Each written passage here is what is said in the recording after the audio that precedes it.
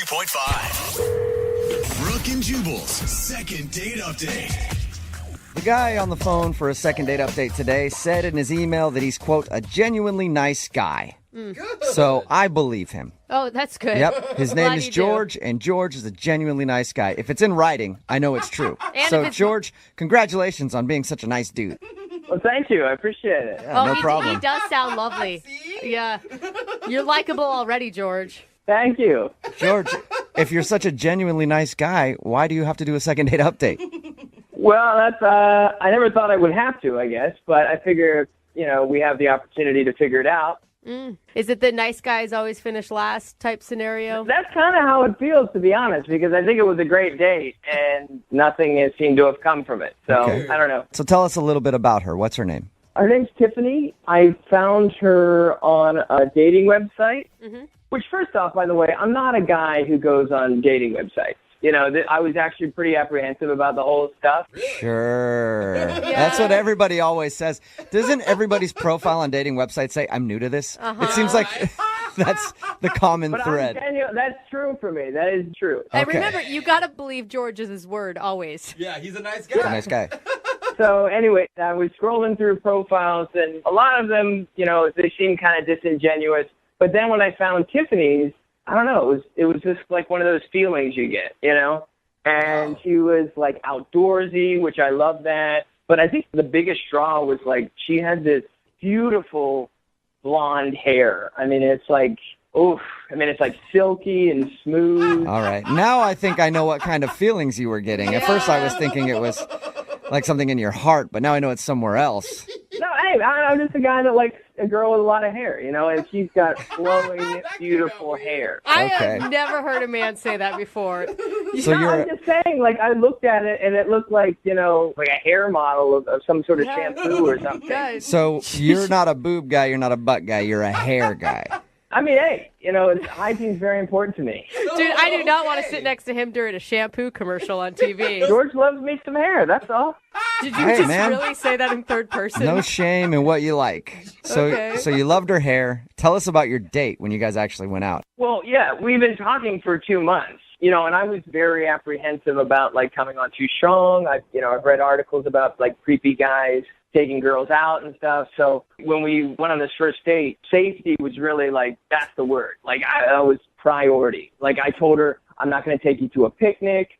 I'm not going to take you to the park because of, like wooded areas. Okay, but George, you understand that most women, if they're going to get a message from a guy that lists all the creepy places they're not going to take you, it comes off as really creepy. Yeah.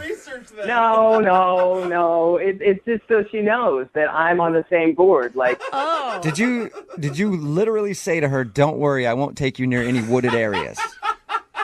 Yeah. Oh, and she still went out with you. Great. Yes. That's not the problem, guys. Are you sure?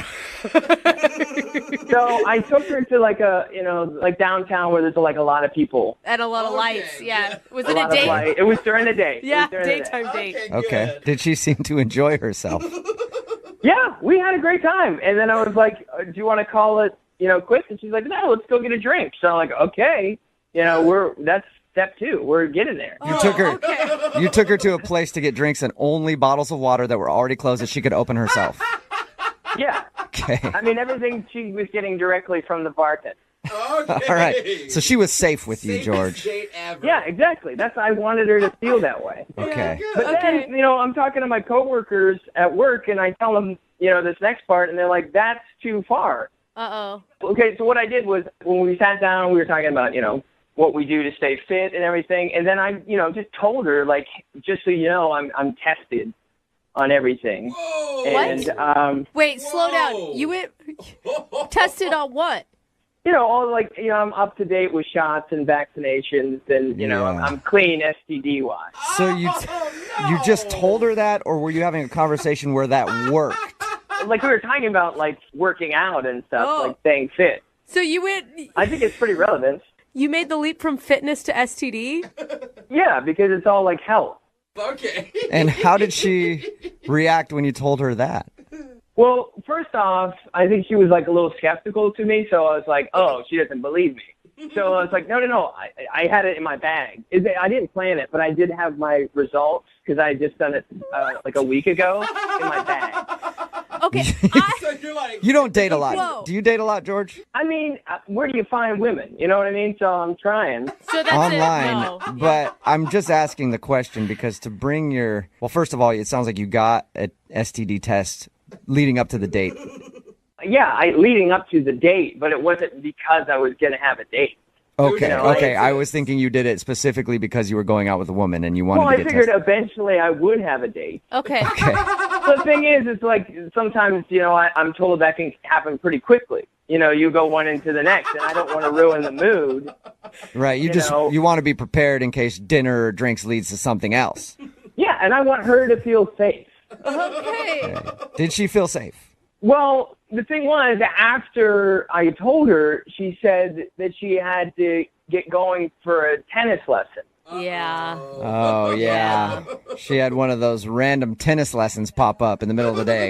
Either that or she was still on my train of thought about being health conscious and stuff, and she remembered, and it just popped into her head. No. oh, no. So what happened before she split for her tennis lesson? How'd you guys end things? Well, we shook hands like a gentleman would do, and she left pretty quick after that, and I haven't heard from her, and her account is still active, so I think she's getting my messages. I don't know. Oh. She is. How many George. messages have you tried to send her? I mean, I don't know, I guess like 4 at this point. Okay, George. All right. Well, we'll play a song. We'll come back, and we'll call her and get your second date update, okay? That'd be great. Thank you, guys. Hang on, man. Be safe. Always, man. Always safe over here. George. Moving 92.5. Brooke and Jubal in the mornings. Second date update. Sometimes the more you say something, the more skeptical people will be of you. Like, for example, if I go to a crowded department store this weekend, strip down all my clothes, raise my hand and yell, I am not a pervert! Not a pervert! You know what? Those people should believe me. You know why? Because I said it, and I said it loudly. I don't think that's how it works. And George, who's on the phone with us right now for a second date update, said over and over again to his date that he is not a dangerous man. Yeah. So she should believe him. He told her before they went out, don't worry, I'm not taking you to any wooded areas. Yeah. Nothing like that. Not bringing my duct tape with me or He anything. also brought along his medical history to show her that he was STD free on a first date. Which she didn't ask for it. Let's remember that. And of course, he said that he's a genuinely nice guy. George, I think that your downfall was you tried to convince her a little too hard of what a good dude you are. Hey, I did all the right moves. I will admit maybe didn't need to bring up the medical history on the first date, but it's still good news. Yeah, I mean, it is good news. Actually, that's a very good point. Congrats, by the way. It might be a little strange to show her that, but yeah, it's good news as long as you were STD free. Yeah, you didn't have to have a chlamydia talk right after you showed it to her. So, bonus. Right. I'm living with nothing, All right, well, I'm going to dial her phone number right now and find out why she's not calling you back, okay? Great. Here we go.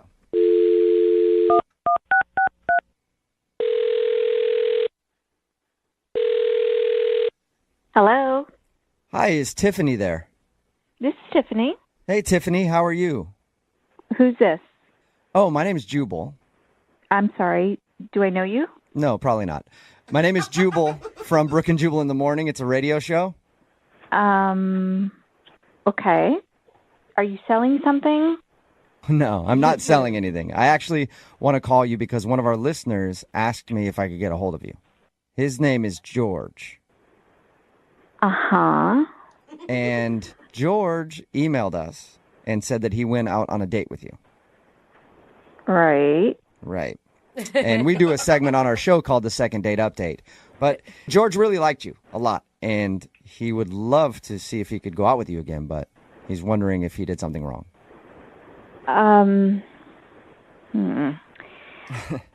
Well, listen, I have gone on some dates in my life. I have never met someone like George. That's a good way to say it.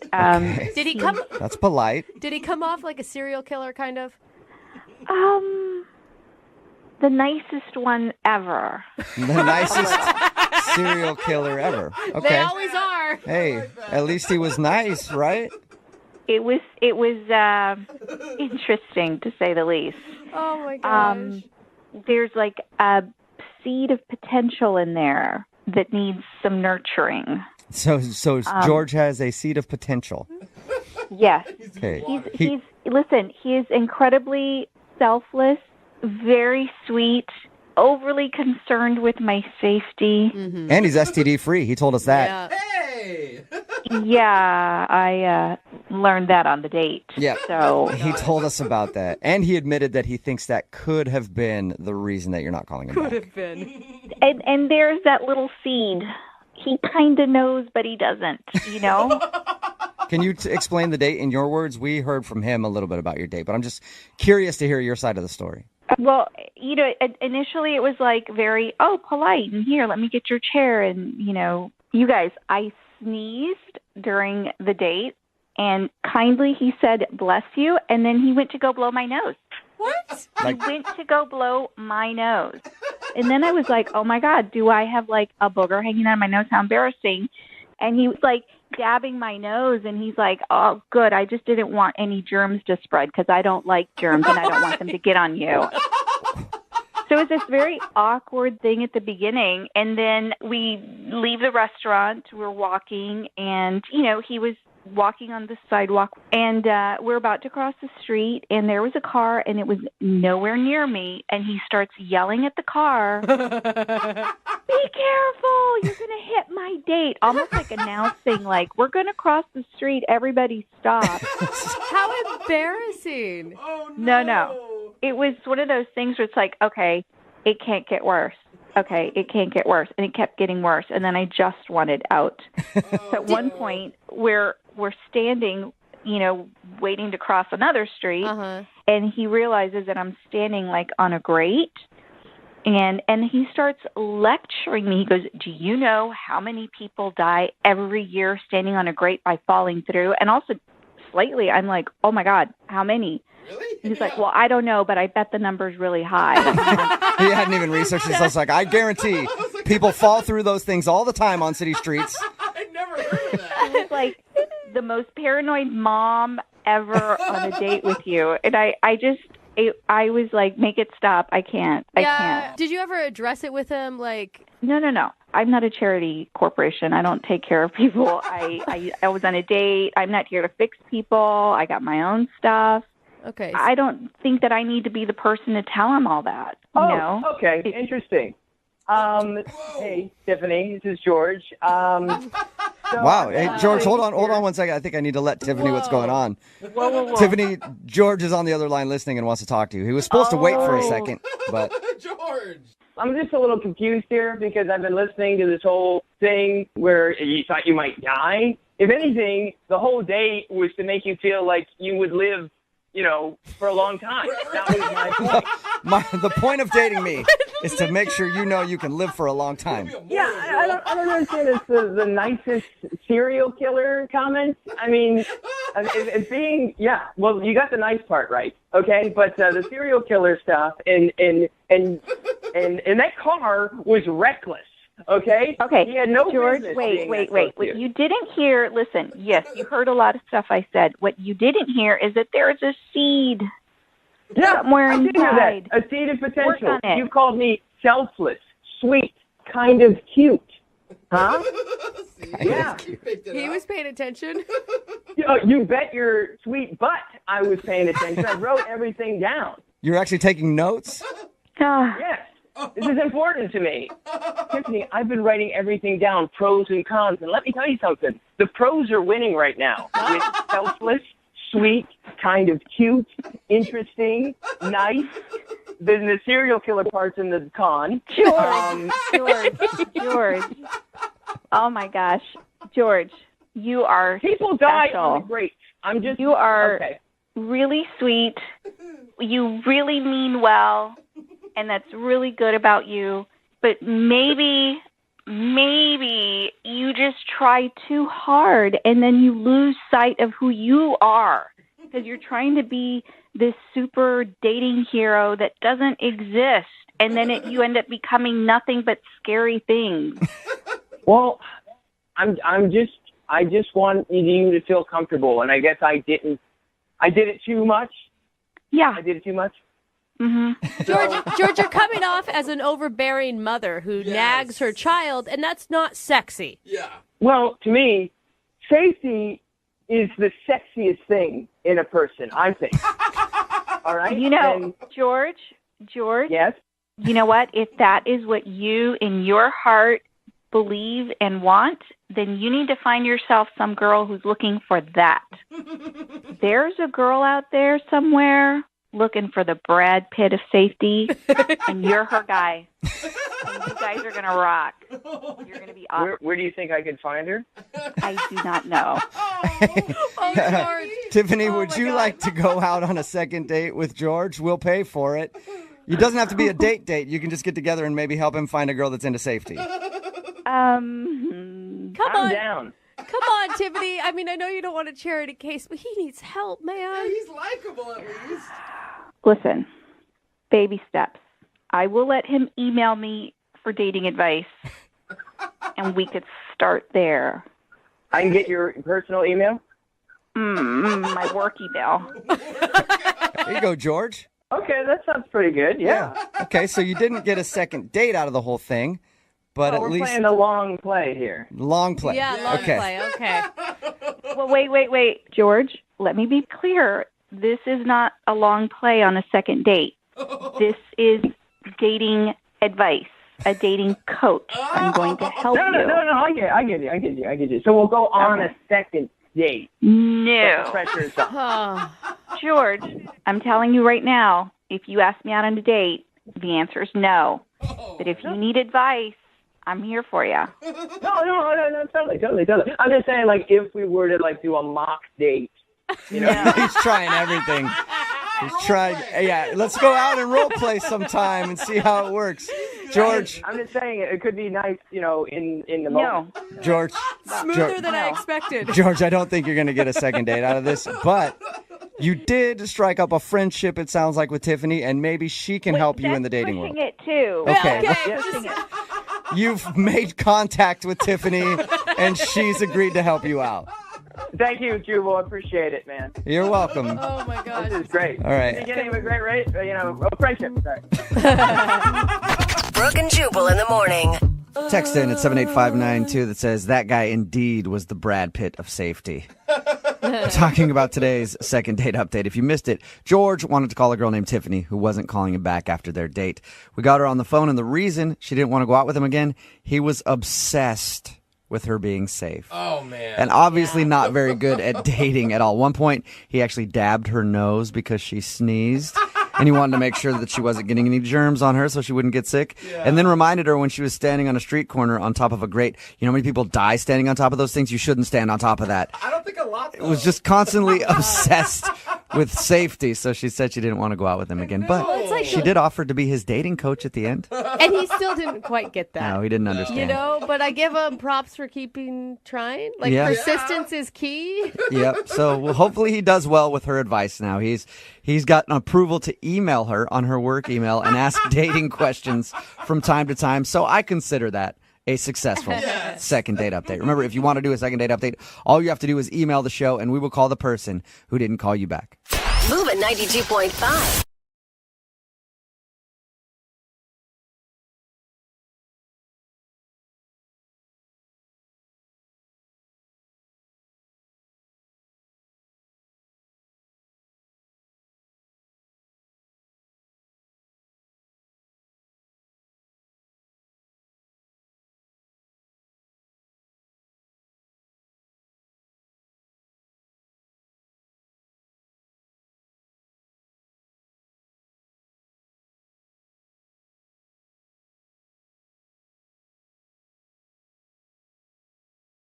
When you think of some of the greatest love stories of all time, you might think of The Notebook, or Romeo and Juliet, or Rose and Jack from Titanic. Yeah. Well, all those stories had one common thing. Puke. What? Yeah, I'm pretty sure puke was the one common factor in all those love stories. That's why he ended up off the door. And we have another amazing pukey love story today from Samantha, who's on the phone. She wants to call a dude named Corey. They actually met at a party. He came up to her and asked her to slap him in the face. And she finally did. And then he was like, oh, thank you. I guess I'm not dreaming. So it was a very long way to get to a corny pickup line, but it worked. And then they hung out a couple times. But the last time they hung out, she got a little too drunk and ended up puking outside of his car while he was taking her home. And he hasn't really been responsive since. So she thinks that's the reason he's not calling her back. All right, Samantha, are you ready to call Corey and see what's up? I'm ready. It's hard to believe that a guy who would ask you to hit him, that puke would be his deal breaker. Yeah, Was there anything else that happened while you were drunk that you can't remember? maybe I said or did something weird. I don't know. You were pretty drunk enough to puke outside of the car. You might not remember saying something weird.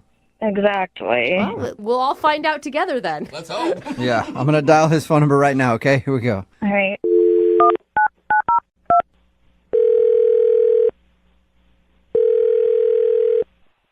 Hello?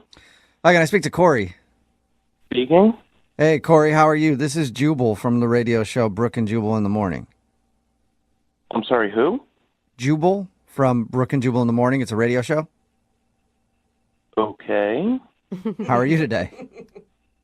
I'm doing all right. I'm sorry, you said this is a radio show? Yep, and I'm calling you today because one of our listeners sent us an email about you. Okay, is this a prank phone call? No, it's not. We do a segment on our show called The Second Date. It's where if you go out on a date with somebody and end up not calling them back after, they can email us to get you on the phone and find out what happened. So we got an email from a girl named Samantha who you went out with a little while ago.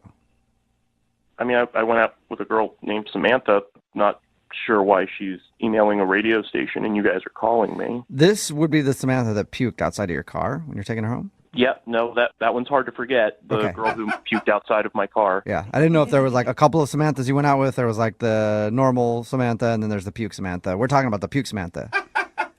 Yeah, no, I put that together. You're quick. She emailed us because she told us about your date. She said she had a good time, but it's obvious that you don't want to go out with her again, and she's wondering why. I mean, it's not that I don't want to go out with her again. That was a bit of a crazy night. She was definitely a lot of fun, and then, a little bit less fun, mostly puking out of my car. She was a champ. She got about 90% of it outside of my car. But no, that wasn't why I hadn't been getting back to her. I knew it. I do like her. We did ultimately have fun, and she was pretty cool and everything. It's Well, just... if you don't like her, then why not give her another shot to do something else in your car? Well, generally not opposed. It's just that I screwed up, and now just isn't a good time for another relationship. And Oh. You screwed up. Wait a minute. Were you cheating? Was she like a side piece and she didn't know it? no. I'm not married. I'm not in a relationship. She wasn't my number two. So you're single then? Oh. Yeah, just most all of my time is taken up right now, and I really shouldn't be starting another full-time thing What? right now. Wait, so you're not in a relationship, but all your time is taken up. Yeah, I just timed this wrong because it's fantasy football season. What? Okay. What does that have to do with? I don't get what that would have to do with timing. Well, I'm like a semi-pro fantasy football player. I'm a member of 6 different leagues. It's all very high-stakes money stuff. Is that a thing? You could call yourself a semi-pro Yeah, I fantasy didn't even know football there were player? like professional fantasy players, but Do you like fantasy is in the name because it's not real, man. Well, I mean, it's real. It's a game. I play it, but I also make a significant amount of money doing Huh. it. Whoa. Like, how much are we talking? Like, this sets you up for a month, a year? I made $500 profit last year, not counting league fees, and that was a pretty sizable take for me. Okay. Sorry, 500 I gotta interrupt. You're blowing me off for fantasy football Uh-oh. for $500? What? Yeah, it's Samantha. Yeah, Corey, sorry. Samantha's on the other line listening and wants to talk to you, and I guess just couldn't wait. She heard $500. I think it probably perked her ears up. Like, I didn't know I Yeah. was dating a man with money. That kind of pisses me off. That like for $500 that you might win in a game, you don't want to spend time with me. it's not just about the money. I love doing it. This is my recreational activity. I mean, I spend hours and hours watching game footage and a number of different online resources that do Okay, but like, news and breakdowns. why can't you still date me and still do that? Yeah, I totally agree. Like, why can't you have a girlfriend and have fantasy football? Millions of people do it. I've tried to do stuff like that in the past, and it never works out. Oh. A lot of girls that I go out with say they understand, say they get it, say that it's not a big deal. But by the time it's week 6 and Antonio Brown goes down with a leg injury and I'm freaking the hell out and I'm just looking for support and comfort, and you're like, what do you mean your little electronic man hurts me and you don't understand? I have to swap out these players before. Oh, wow. It makes it really difficult to maintain a relationship. Okay, like, I don't think it's that big of a deal. Like, I don't understand why you wouldn't be able to just put your phone away if it was bothering me. Like, I would think you would prioritize the living person sitting in front of you over your fantasy players. Yeah. Eventually I would, but this is the issue, all right? I made a mistake. When I saw you that night at the party, I knew that the season was starting in 3 weeks, and I should have known better than to approach you and try to start something up knowing that I wouldn't be available, and I apologize for that. But Okay. I've heard enough. Well, he's trying to be responsible. Yeah, I mean, right? at least he's like trying to think ahead to be like, I don't want to cause Samantha frustration when I start getting into fantasy football season and all my time is taken up. yeah, and Samantha, I did enjoy it, and this is good for you. You don't have to put up with me doing all of my statistical analysis and you watching all the games and everything. This takes the burden off of your shoulders. Then, trust me, by the second week in February, I am ready to hang out. But Corey, why would she want to hang out with you? You're just going to have to dump her again next football season. Yeah, this is not what I thought it was going to be. Like, honestly, this is just stupid. See, girls never understand. I knew that you wouldn't be able to understand how important this is. I mean, I understand. Like, I've dated guys that have played fantasy football before, but, like, it didn't take up their whole lives, like an obsession. Like, they still made time for me. Well, maybe they just weren't fully committed. I guess not. Well, it just seems like, Corey, like, this is your hobby, and that's great, but your passion is bordering on obsession. No. You're stopping the rest of your life to play fantasy football. Seriously, it's a computer game. Like, it does not matter in, like, the scope of life. Excuse me, all right? It does matter, all right? This is my passion. This is what I'm into. If I were a fantastic painter and I was like, I have to step away so that I can paint this, travel to paint this magnificent vista and put it on canvas, would you be like, painting doesn't matter? They are the same thing. It's what I do for fun, and it's what I do for money. If I said, baby, I have to go to my second job, and you were like, you can't go to your second job because that means you're not with me. Like, it was $500. It could be more than double that this time. It sounds like you guys are actually having the argument right now. It sounds like you're almost in a relationship. Listen, girlfriends come and go, but fantasy's always been there for me. I'm really happy for you. I've never had a relationship that lasted longer than my first fantasy football league, which I'm still in. Okay. Oh, wow. Wow, how long has that been, Corey? We've been doing this for 12 years. Wow. Dang, that's a long time. That is Congratulations on that long-term relationship. Corey, I still have to ask the question. Would you like to go out with Samantha again on a second date? We will pay for it. It won't be on a Sunday. You know what? Don't even bother, because I was feeling like it was my fault. But now that I know what it is, honestly, I am not interested in the second date. What about in February? Yeah. We'll do it right between like when fantasy football ends and then fantasy baseball starts up. Oh, no. Come on. Fantasy baseball is a joke for losers. Oh, yeah. Sorry, I got it wrong, Corey. You're not a fantasy baseball dork. Oh, man, losers. He's a real man. Yeah. We've been doing second dates for a long time, and we've heard a lot of corny, cheesy pickup lines. But today's involved violence, and that's why I'm into it. Corny and violent, I'm definitely down. I want to hear about it. And that's why Samantha is on the phone. She wants to do a second date today. What's up, Samantha? How are you? I'll be better once we get this figured out. Oh, my God. Are you the violent one in this situation? No. Well, kind of, yeah. Yeah, I was going to say, you said no, but I read your email. It sounds like you were the violent one. I like how she laughs at it. Like, oh, I mean, yeah. Well, it's okay. I'll just tell you what happened. So I met this guy named Corey at a house party, and the way we met was pretty weird. He came up to me. I didn't know him. He was like, hey, can you do me a big favor? And I was like, okay, what is it? And he was just like, can you just slap me in the face as hard as you can? What? Whoa. He just came up to you out of the blue and asked you to slap him. Yes. Yeah. And I was like I was like, is this some sort of like weird kinky thing? It's like, I was so confused. Dude, did you just pull back and do it, or did you tell him no? No, I was just like, no, I'm not going to do that. And he was like, no, like, I'm not going to be mad at you. I promise, like, you'd be really helping me out if you would just slap me in the face. Why did he want you to slap him in the face? Well, after I kept being no, like, finally I was like, okay, and I slapped him, and then he was just like, oh, thank you so much. Now I know I'm not dreaming. You are real. Oh, wow. my God. What? Yeah. See, that's what I meant. Dude, Corny that is- pickup line, but at least it involved a slap in the Hey, face. I didn't see it coming. Yeah. That is a lot of work. So much. Yeah, it was a lot of work, and that's why I liked him. I thought that was actually pretty funny and Oh my God. How hard did you hit him?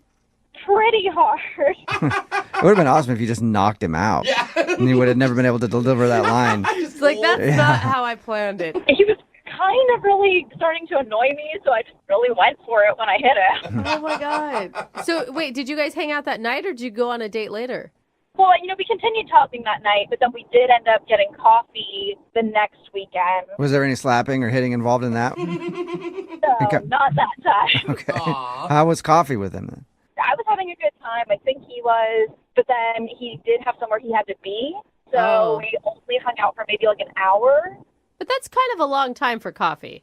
Yeah, I mean, it was okay. And then we did end up actually going out a second time after that. Oh, good. So this is like a third date update for you.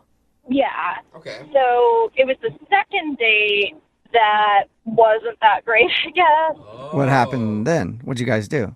We went and we got drinks, and I don't know. I guess I got a little too comfortable. I ended up getting pretty drunk. Uh-oh. Yeah, that wasn't a good look. So I asked him to give me a ride home because it got to the point where, like, I wouldn't have been able to drive. I was Yeah. pretty drunk. So on the way home, I could tell I was going to get sick. Oh no. Oh. So, like, I told him, like, it was coming, and I was like, pull over, and there wasn't really time. So at a red light, I just kind of Oh, opened no. the door and, like, leaned out the car. Oh, geez. So you puked. Did you get any in his car?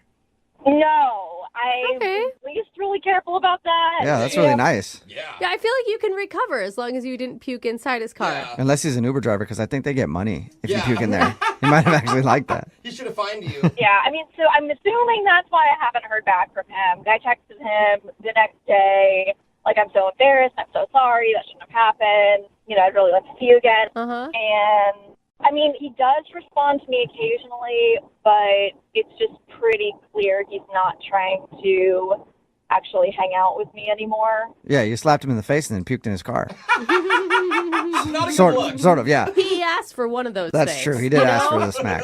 I mean, I know I obviously messed up, but I feel like we had a really good connection, and I deserve a second chance. Would you give him a second chance if he was the one that had puked?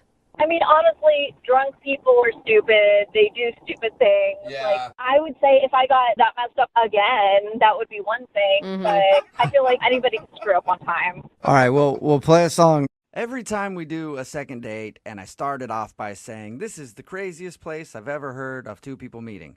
I always think that's going to be the last time that I say that. Yeah. And then I get emails like we got for today's second date, and I have to say it again. Uh-oh. This is the craziest place anybody has ever met. I really actually believe you on that one. You sound very adamant. The girl that wants to call the guy for a second date today, her name is Sarah, says that she met him at a crime scene. What? What? Yeah. No way. What's up, Sarah? Hi. Congratulations. Oh, You no. officially have the title of the weirdest place of meeting anybody for a date ever. How did that happen?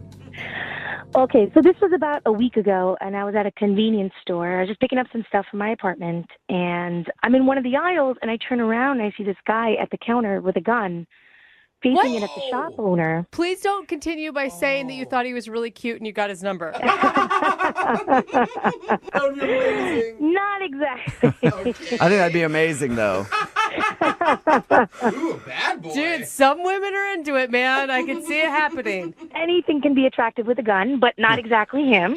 Okay. Uh, That's frightening. It was, because I've never been in a situation like that, so it kind of rattled my nerves, and I started to shake a little bit. And I feel like even people who have been in a situation like that, it would still rattle their nerves to be in the middle of a convenience store robbery. Don't worry, guys. I've done this 4 times. It's not a big deal. Not again. So I started to shake a little bit, and I didn't know what was going on, and it seemed forever, but the guy with the gun got spooked and ran out. So no harm, no foul. It was just the fact of seeing that happen scared me.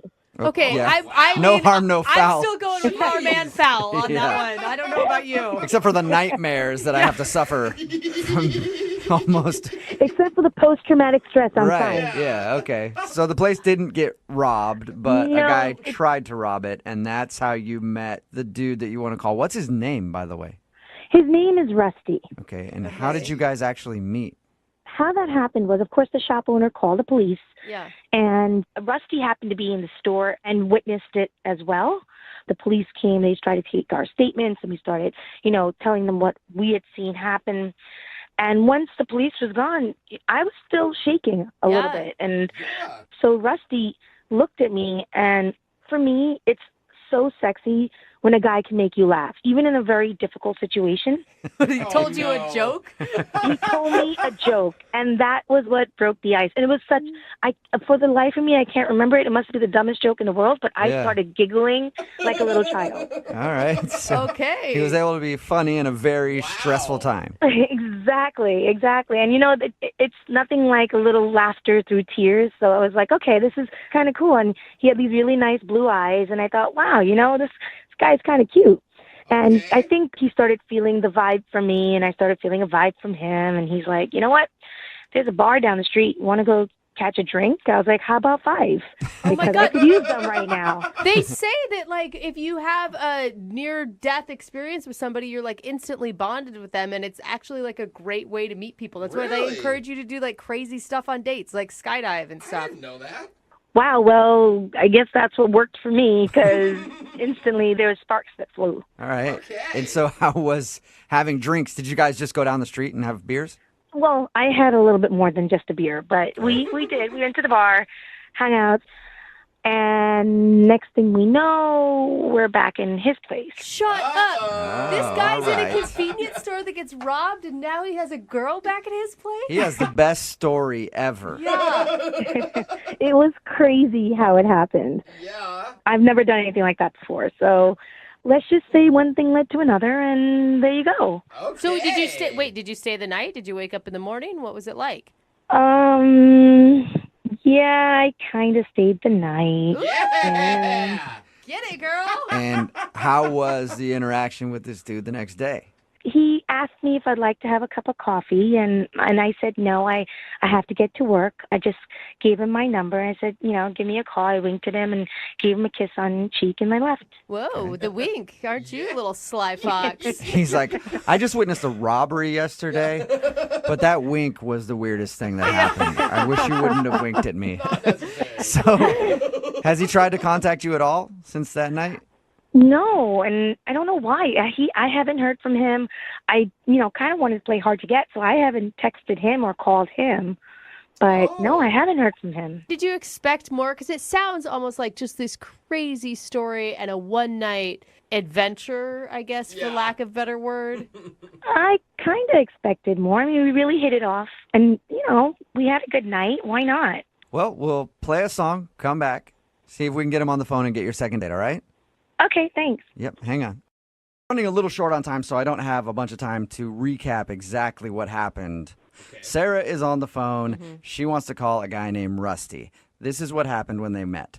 She was at a convenience store just doing some shopping, and then in comes a robber trying to stick up the place. Oops, he drops his gun, picks it back up, he's fiddling with it, tosses it from one hand to the other, and then realizes he can't get the money, so he runs out of the convenience store, and then the police show up. By the way, everything is in really fast motion at this point. The police show up, they're searching around for clues, they can't find any clues, and so they grab Sarah, and they bring Sarah outside to make a statement, and then they talk to another guy named Rusty, who was at the same convenience store to make a statement, and they're standing there waiting for the police to do their thing. They're talking back and forth, laughing and giggling and everything else, and then they go down the bar and hang out and have some drinks, and then end up back at his place, and they hook up, and then she never hears from him again.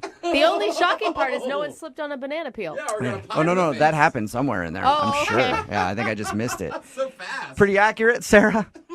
Yep, pretty accurate. So, With the music and everything. yeah, Totally. that's how I picture that robbery being for some reason. Sarah is on the phone. She met the dude that she wants to call today at a robbery. That whole story is true. They ended up hooking up, and she hasn't heard from him since that day. So we're going to try to get him on the phone right now and find out what went wrong. How are you going to feel if he just thought of your guys' night as a one-night stand? I have to be honest, I'll be a little hurt because I thought there was more there. Yeah. You know what you should Don't they do? always? If that's the case, you go right over to his house, you bust in the door with a big rubber mallet, and you hit him over the head with that thing repeatedly. We'll get him somehow. All right, I'm going to dial his phone number right now. Here we go.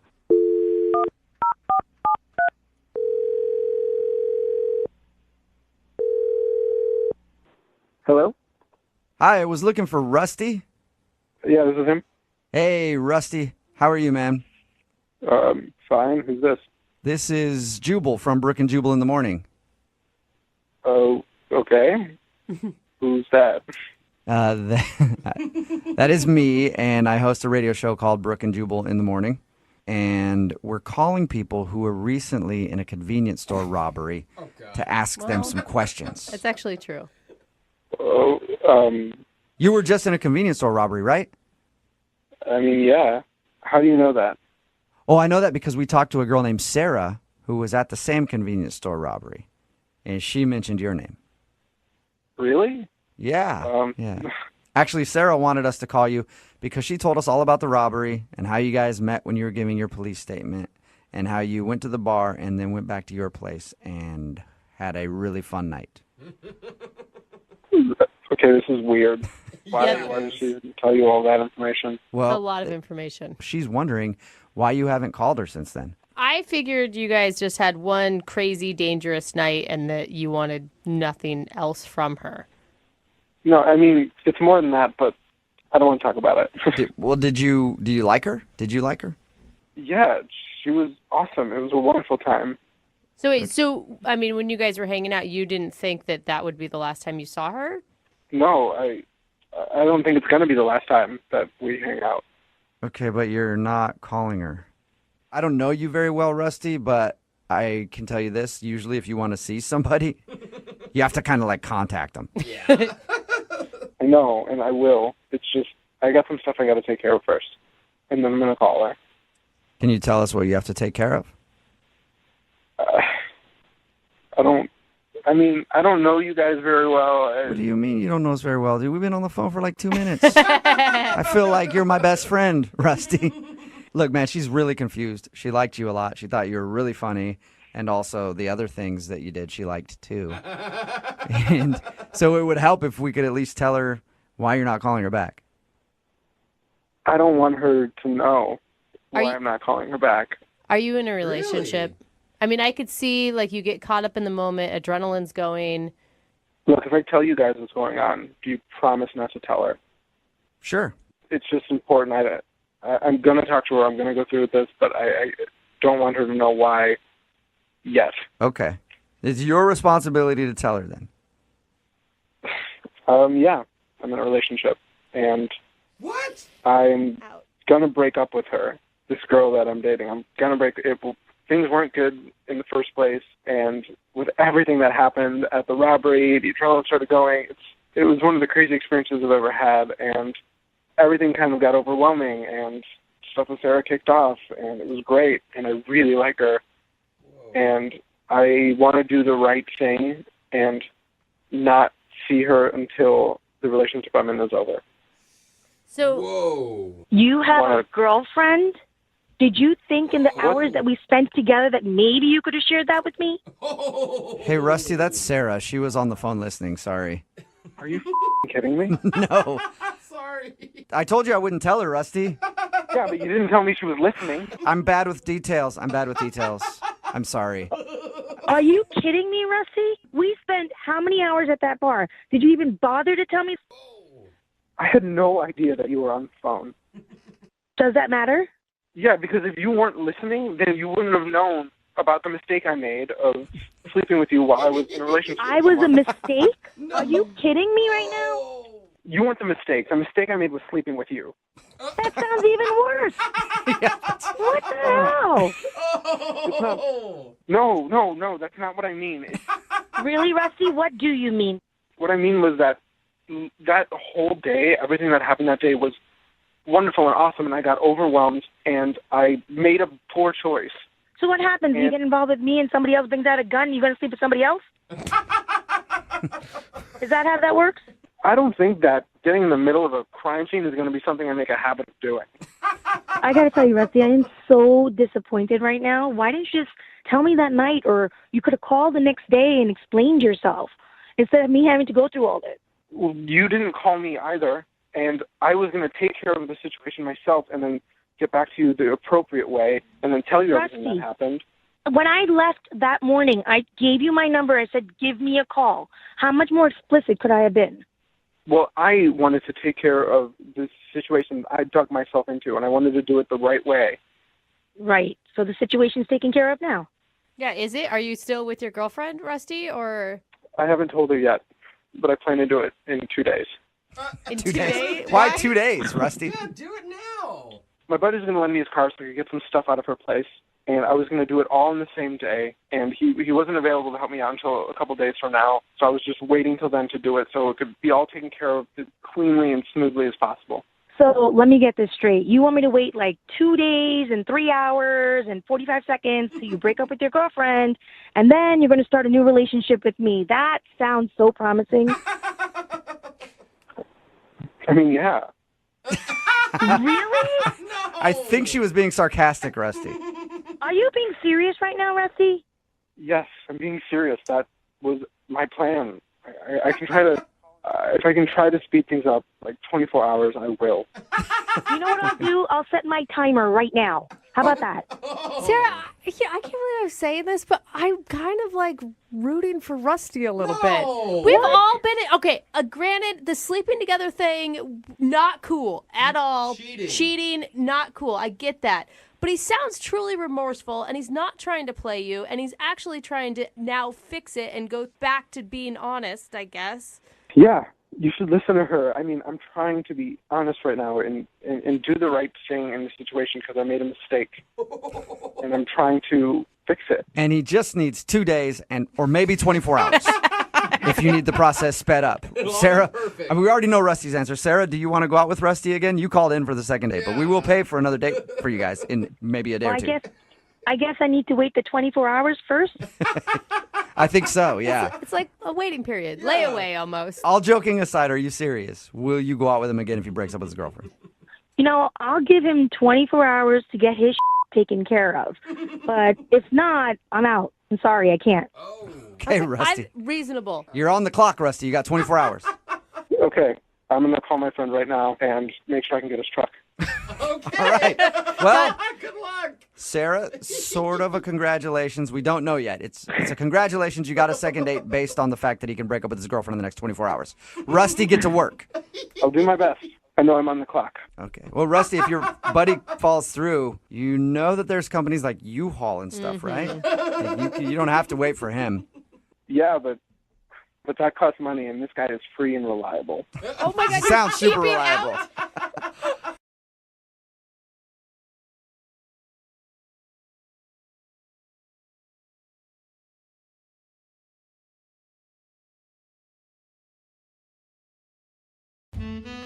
I think the key to dating is you have to bring a little energy and excitement to the night. Okay, yeah, for sure. You don't want a boring night. Right, you don't want to come across as being boring and be willing to take a few risks. Okay. That's why whenever I go out on dates, when I'm with them, I always close my eyes behind the wheel for 10 to 20 seconds. That's not... It's just enough risk to let my date know that if she sticks with me in her life, things will never be boring. I thought you were going to say she would die. But okay, whatever. It's exciting, isn't it? You never know. Okay. It's the same mentality that one of our listeners, Sawyer, brought to his date. He says he took a few risks, and he's not sure if maybe they were a little bit too much. Oh, goodness. Well, let's find out. Sawyer, how you doing? Hey, I'm hanging in there. How you doing? You didn't, risk anyone's life, did you? No, not on this date. Okay. Yeah, right. He pulled All it right. back for this one. I see. So what's the name of the girl you want us to call today? Ariana. Ariana. I think I know. Grande. Yeah, Jose's got a big crush on Ariana Grande. Yeah. So No, who doesn't? Come on. How did you meet Ariana? Classic these days, met on a dating app. okay. And how was that? I mean, like, you hit her up first and you guys talked about what? I did. I hit her up first. I said I was looking for Ariana Grande, but ended up with Ariana Venti. Oh, because she's even bigger. Oh. Well, I don't know if that's not like physically know. bigger, just, Probably better. physically, too. Ariana is tiny. Well, that Grande girl. That's true. Just that you meant like an upgrade from Ariana Grande.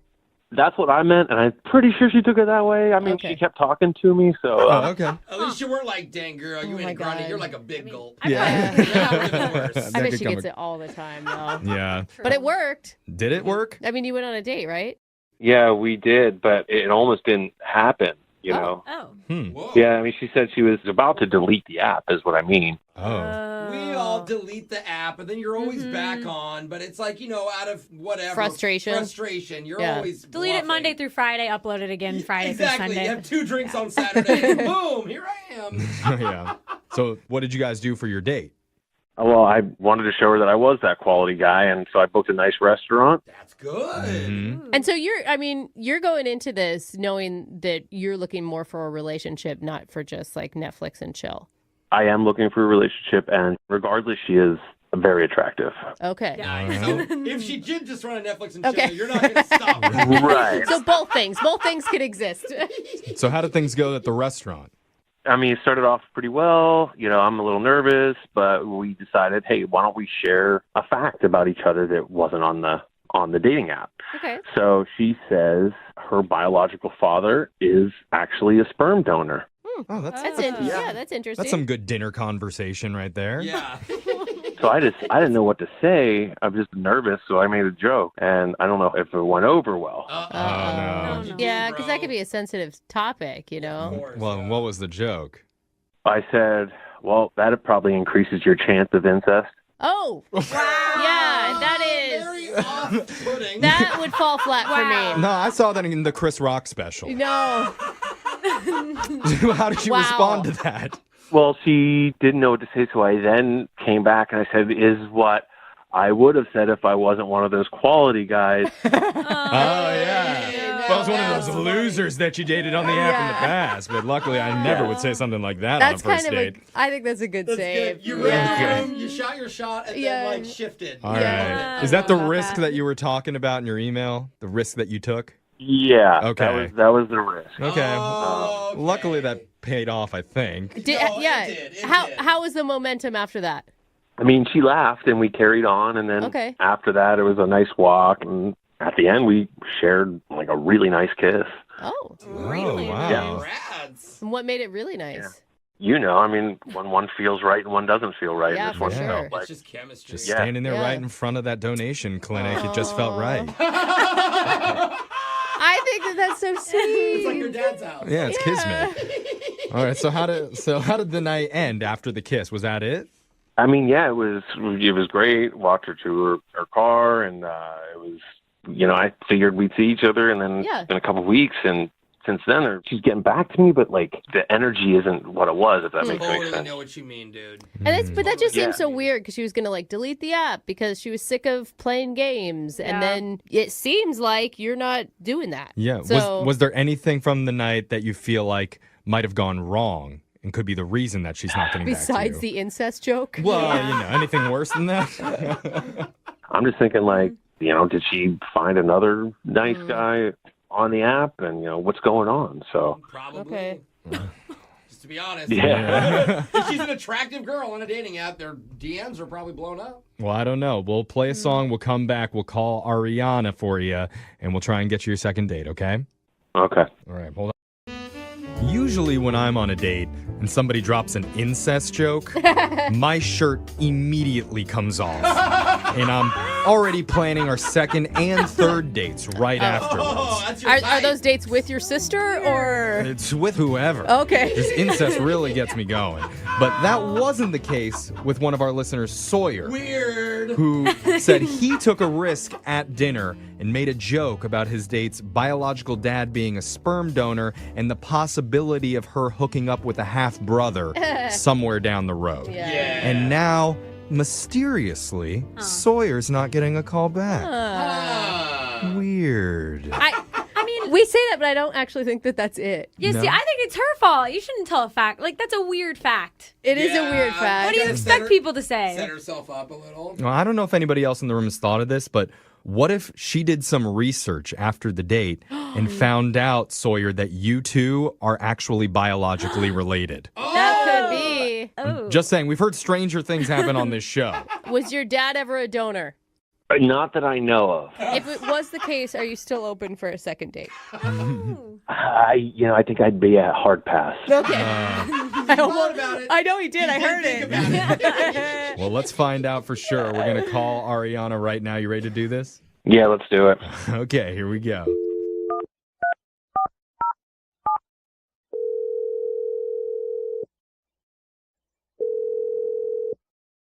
Hi, this is Ariana. Oh, hi, Ariana. This is Jeffrey from the radio show Brooke and Jeffrey in the Morning. I was hoping you have a second. Hi. Hi. I was hoping you have a second to talk with us. Wait, what can I help you with? We do a segment on our show. I don't know if you've heard of it before. It's called A Second Date. Okay.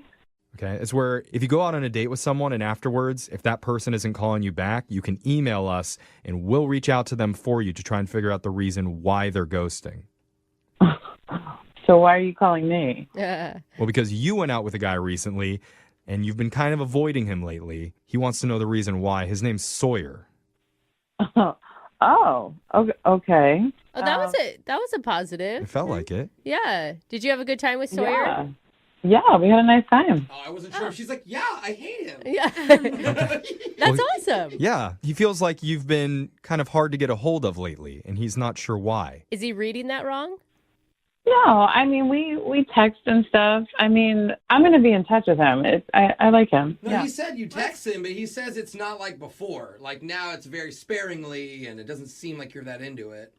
Could you just tell him, like, I'll be in touch, in a couple of weeks? Weeks? And not to worry, and... That doesn't help a lot. Well, we can tell him that, but it would be nice if there was a reason to go along with it. Like, why should he wait a few weeks? Is there a reason? Well... There has to be. Oh, my No one gosh. just says, I wanna wait Are 2 you weeks. dating someone else? No, actually, I'm not. Okay. Okay. Can you tell us something that we could pass along to Sawyer to help him understand? Because he's really confused after what he described as a really great date. I mean, he says your guys' kiss was amazing. It was pretty good, yeah.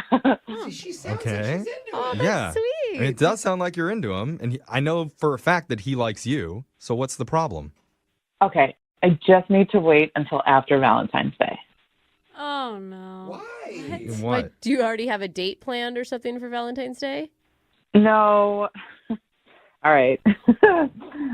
I know this sounds crazy. I love when stories start like that. Give me more, Ariana. These are my favorite kind. Okay, so I've done the math, and with my schedule, like with work and everything and family and stuff, there's no way that he and I are going to be able to go on like more than 3 dates before Valentine's Day. Okay. What's wrong with that? I feel like if we go out before Valentine's Day, then he's going to feel obligated to buy me a gift. Okay. And then that's going to creep me out because it's too soon to buy me a gift. Oh, I kind of understand this. Wait, what? So because you could only get 3 dates in before Valentine's Day, he would buy you a gift and you wouldn't like that. I know myself. I'll freak out. I'll be like, oh, it's too clingy. I'm gone. And then I'm going to sabotage this thing before it even started. I will say, I mean, you got to look at it though. Like 3 dates before Valentine's Day, then suddenly, like you're not in a relationship, but you're not in a No, relationship. you gotta look You're at in it like as a man is buying you something for free. Will you take it? Yes. What are you saying? Alexis. Even if it was something that was really simple, like flowers, that would creep you out? I don't know. It happened once in the past before, and it just didn't work out. And I feel like if we just wait till afterwards, everything will be fine, and we can take things slow, and it'll be more organic. And Okay. Okay, So you just want to take Valentine's Day out of the equation, so you're not going to call him until after February 14th. Yeah, I mean, come on, it's not that far away. I mean, Okay, I I mean, feel like it would just be so much better. if that's how you feel, I guess that's how you feel. But what do you want us to tell him? I don't know. Tell him I'm out of town or something. Well, boy, do we have a gift for you. Yeah, Can't do that. I can't really tell him that because you kind of already did. Yep. You should know Sawyer's on the other line listening, and he heard everything that you just said. Surprise. What? Hello. Happy early Valentine's Day. No, don't say that. Oh my God. Are you guys serious right now? Yeah. How's it going? Oh, God. Hi, Sawyer. Hi. Oh, my God. I would imagine, Ariana, right now, if you felt a Valentine's Day gift was creepy, that this might be a little much for you. Yeah. Yeah, you think? Wow. I don't know what to say. I mean, Look, I got to be honest. Like, I have played this over in my head 100 times. I would never have thought this would have been the issue. Getting you a gift? I have an idea. What if we just don't get each other presents for Valentine's Day? And we just say, hey, it's just another day out there. Why don't we just, You're saying still go on dates before then, but agree to not give each other gifts. Totally, no pressure. It's just, hey, it's another day. Wow. Okay. You may be the only girl that doesn't want a gift on Valentine's Day. Yeah, now Ariana is thinking, oh, but that's going to set a precedent for the rest of our relationship. Does that mean we'll always skip Valentine's Day? Yeah, it's not like I never want a gift. I just don't want a gift this soon. But I also feel like it's weird now because now we've talked about it. So now it's kind of like the elephant in the room, Okay. But maybe it's better. It's always good to have an open line of communication with somebody you're dating. And, I mean, we ripped the awkward Band-Aid off for you two. Yeah, look, I just wish we flexible. could just wait until after. But I heard it, and I got witnesses. You said you liked me. Uh-oh. You've been caught. You did, Ariana. It's deep down there somewhere. We were recording this. Yeah. No, I never said I didn't. No, I like you. I just want to wait. I just want it to be normal. I feel like it's weird. I think you're overthinking Yeah. a lot. So now it's weird if he buys you a gift, and it's also weird if he doesn't buy you a gift. What's the middle ground there? Well, I didn't think I was going to be on the radio. I just thought we would text for a few weeks and then it would work itself out. It sounds like you really want relationships to organically happen and you want to go with the flow, but you were very much overanalyzing all of this. Yeah, I mean, Sawyer likes you. Bottom line. And he's darling. I don't know, come on, guys. I'm a quality guy. Come on, you saw that on the first day. I've made you laugh. Why put this in between us? Let's just, I found something I like. Usually in life, I go for that. So he's the type of guy that can actually tell a good incest joke. Those guys are rare. Don't let them go. You cannot let them slip away no matter what holiday's on the horizon. That's why Brooke married her husband. Yeah, I know. Unless it's Siblings Day, and that might be a weird one to do it on, but He's lucky I liked him because I let that joke slide. Okay. Come on, Ariana. Say, if you were talking to your best friend right now, she would tell you to take the second date. Yeah. She would tell you you're being crazy. In fact, we will pay for that second date, Ariana, if you're willing to go out with Sawyer one more time. What do you say? What if we did it on February 15th? No, just go on the date. Let's compromise. I mean, we will offer to pay for a date after Valentine's if that's what makes you feel the most comfortable, Ariana. That's all I'm asking. It would be perfect. Sawyer, what do you think? Are you willing to wait until after Valentine's Day to see her one more time? Yeah, I mean, listen, I'll wait because I like you, but I'm not going to stop texting you. It's not going to make me stop trying, just so you know. So you better be strong. Yeah. Well, we can totally text. I mean, maybe even FaceTime. That was a little flirty laugh, wasn't it? I don't know, guys. It sounds like you're getting a little too clingy. All right, guys, let's do it. We're putting on the books Valentine's Day FaceTime. Yeah! All right. Let's go. That's right in the middle. It's a date. 12:01. Okay.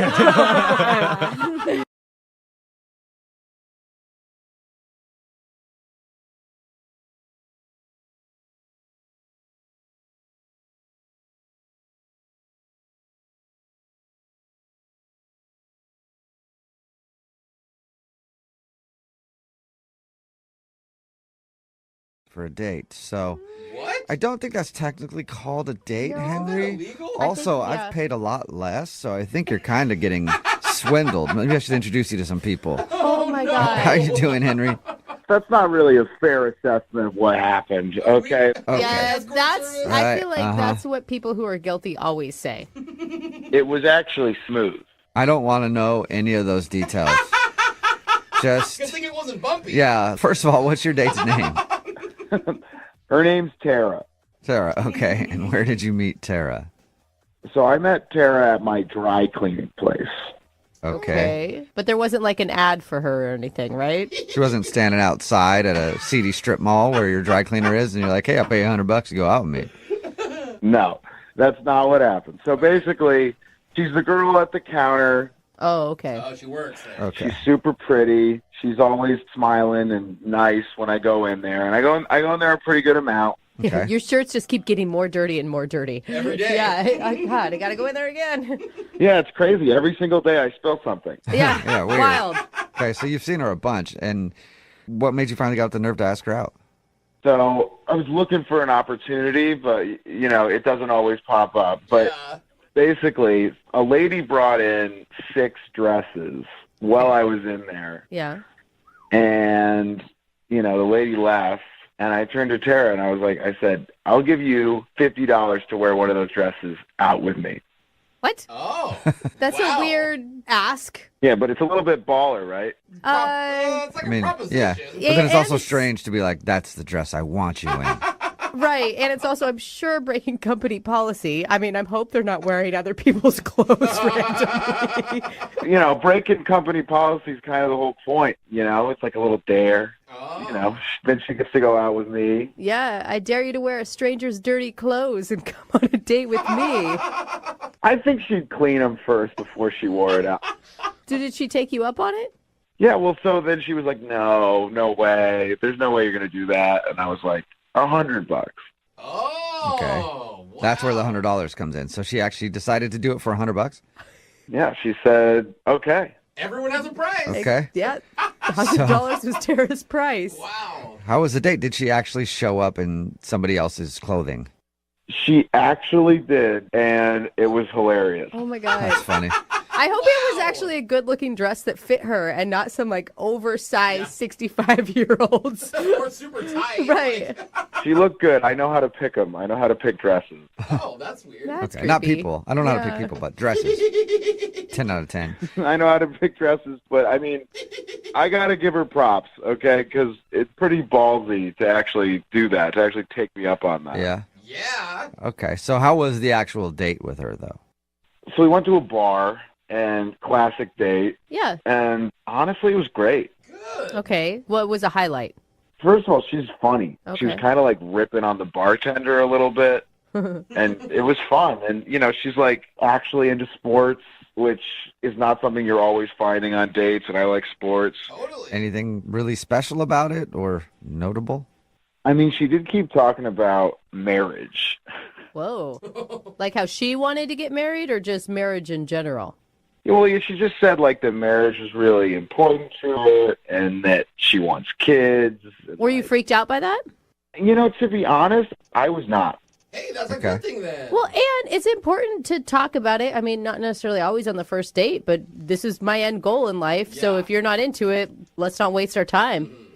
Yeah, exactly. And just because, I paid for this date doesn't mean I'm not taking it seriously. Oh, yeah, that's right. You did pay for it. Did you actually give her $100? Did you pay up? I actually gave her a $100 bill right when she got there.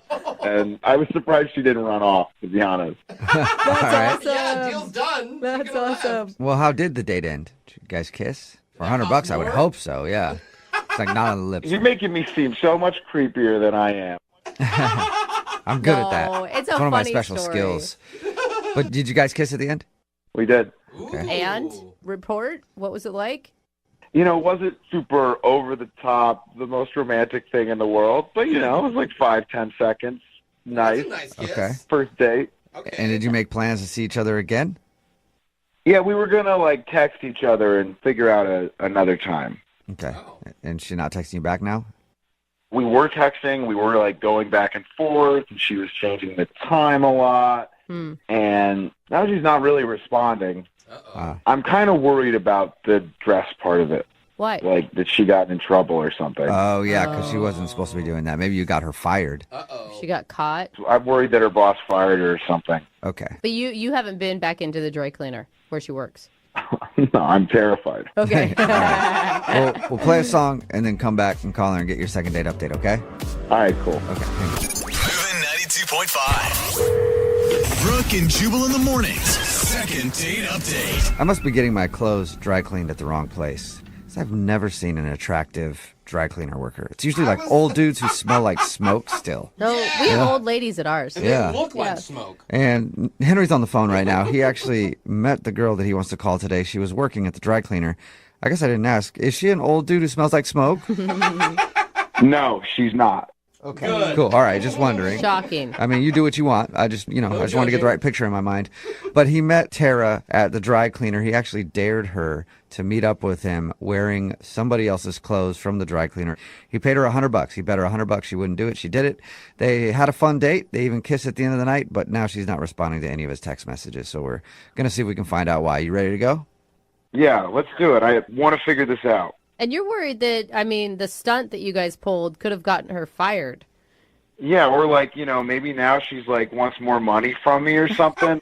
She's like, next time we go out, I'll wear something else for $250. Yeah. Yeah. All right. Well, I'm going to call her right now, see if we can figure it out. Okay. You ready? Yeah, let's do it. Here we go.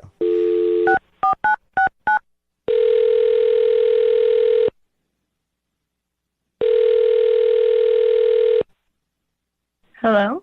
Hi, is this Tara? Yeah. Hey, Tara, how are you? This is Jubal from Brooke and Jubal in the morning. Oh, I'm sorry, I'm not familiar. Brooke and Jubal in the morning is a radio show? Oh, okay. Probably still not familiar, huh? No. Yeah, I didn't think so. I'm calling you today because we got an email about you from somebody who listens to our show. Okay. His name is Henry. Henry? Yeah. You remember him? Yeah, why did he talk to you about me? I'm sorry, I'm really confused. Well, we do a segment on our show called the Second Date Update. That's where if you go out on a date with someone and then you don't want to see him again, they can email us to get you on the phone and find out what happened. And Henry told us about your date. He told us how you dared you $100 to put on some dress from somebody else from the dry cleaner and meet up with him. And you did it, and he thought everything went well, but now you're not getting back to him, and he's confused. Okay, so he just told you all of this without checking in with me if he could just share this personal information? I suppose he would have checked in with you if you were answering him, but unfortunately you're not. So yeah, he did tell us that, though. Did he tell you, like, the name of where I work and all of my personal information? No. All we know is you're Tara and that you're at a dry cleaner. Yeah, that's it. And it sounded like a fun night. Like, it sounded like, I don't know, a funny way to meet somebody and go out on a date. I mean, I think he's a really good guy, but now, like, you can't just tell someone on a public radio or whatever that I'm stealing from my work. That's like a really shitty thing to do to someone. Right. Well, you're anonymous, though. We don't know anything about you other than your name. Okay. And the fact that you wore a dress that wasn't yours on a date. That's it. And if you think of it this way, if you've never heard of our radio show, I'm guessing nobody at your work has also heard of us. So you're probably in the clear. Okay, well, I hope so. I mean, I don't know. Oh, you're fine. Can you tell us a little bit about your date? Did you have fun? The date was really good. I had a good time. What else do you need to know? I mean, just basically, why don't you want to see him again? I mean, I just think looking back on that night, I'm really grateful for that experience. It was really fun, but it kind of changed everything for me. Changed everything? That's a bold statement. I know. What do you mean by that? Well, one, I wasn't even going to do it, but then something in me was like, no one will notice. Just take the dress. Oh, you're talking Okay. about the bet about whether or not you'd wear the dress. You weren't going to do it at first. Yeah, he told you about that, right? Oh, I got it. Now you're a kleptomaniac. You're stealing all kinds of things. No, I really, honestly, I really never do stuff like that. Then I put it on, and then when I was looking in the mirror, I was like, oh, damn, I look good. And, like, I never... That's awesome. I really don't try at my appearance so much. I mean, I take showers and, like, I shave my legs, but it's not, like, anything over the top. Right. It's just not a priority for you. No, but then after I put that dress on, it just totally changed the game for me. And I was like, suddenly people that I never would have like hit on, or they wouldn't hit on me. Like they were just like noticing me. And after the date, I actually wore it more. And when I was out with just friends, people were just like asking me out left and right. And yeah. So the dress that you took from the dry cleaner, you actually like it a lot. No, I love it, and I'm never giving it back. Oh my God. No! I feel like it has this magic power, and all of these guys that I would think were way out of my league, wouldn't even dream or fantasize about kissing, are suddenly like, I'm trying to get them off of me. Oh my God. Wow. I want to know what this dress looks like. I want to wear the dress. It has a good cut. It has a good cut. Are you in the dress right now while we're on the phone with you? No, but it's very close by. Okay. Oh my God. So you just want to go out and date. You don't want to be tied down to one person. Yeah, I mean, kind of. I've never really done this before of like just dating a lot of people and like. Plus, you can't date somebody for a long time because they're going to know you only got one dress. So. But I'm meeting people that are so much more attractive than like Henry or anyone that I've ever been on one date with. Okay, that's what it is then. That was honest. Because of that dress, you've been dating up. I feel bad for saying it, but yeah. Okay. Oh, no. Well, I feel bad for not saying this earlier, but Henry's actually on the other line listening and wants to talk to you. Ouch. What? Are you serious? Yeah. He heard that. Wait, Henry? no. Henry? You all right, buddy? Yeah, I'm here. Ouch. How you feeling right now? Tara, are you serious? Are you making this up? I mean, no, but I'm sorry. I didn't know you were on the phone. I'm just kind of being honest right now. Are they really better looking than me? Really? Oh. I find that pretty hard to believe, okay? I'm a very good-looking guy. I have clean suits that I wear. Oh. I know. I clean them. She's not saying that you're ugly, Henry, at all. She didn't say that. No. She's saying that she's upgraded from ugly to good-looking. Yeah, she did say that. That's not exactly what she said. I did not say that. I did not say that. Well, what did you say then? Because that's sure what it sounded like. I was just saying that there's people that don't usually notice me, and they're noticing me now, and they're better looking than Henry. You said those exact words. I didn't mean to sound harsh. Tara, it is not your fault. Henry, you're the one that called, and you knew that the truth could be a little harsh. And you're the one that told her to wear that dress. Exactly. If anything, Tara should be thanking you. Honestly, thank you. It's really... It really has changed my life, and I really appreciate it. I'm sorry I didn't intend for it to happen this way. Stop, please. Okay, I cannot believe the dress I picked out turned out to be a magic dress. Well, Henry, you said earlier that you know how to pick dresses, and apparently you do, man. Yeah, okay, well... You don't need to be dating. You need to be a stylist. Honestly, you kind of owe me, to be honest. Oh, my God. What do you mean I owe you? I don't understand. I mean, because I gave you $100 and you were able to change your life. Well, I mean, yes, before meeting you, I was $100 less than what I am now. But honestly, the dress, it's changed me, and I really feel like I'm a new person now, and I do have you to thank for that.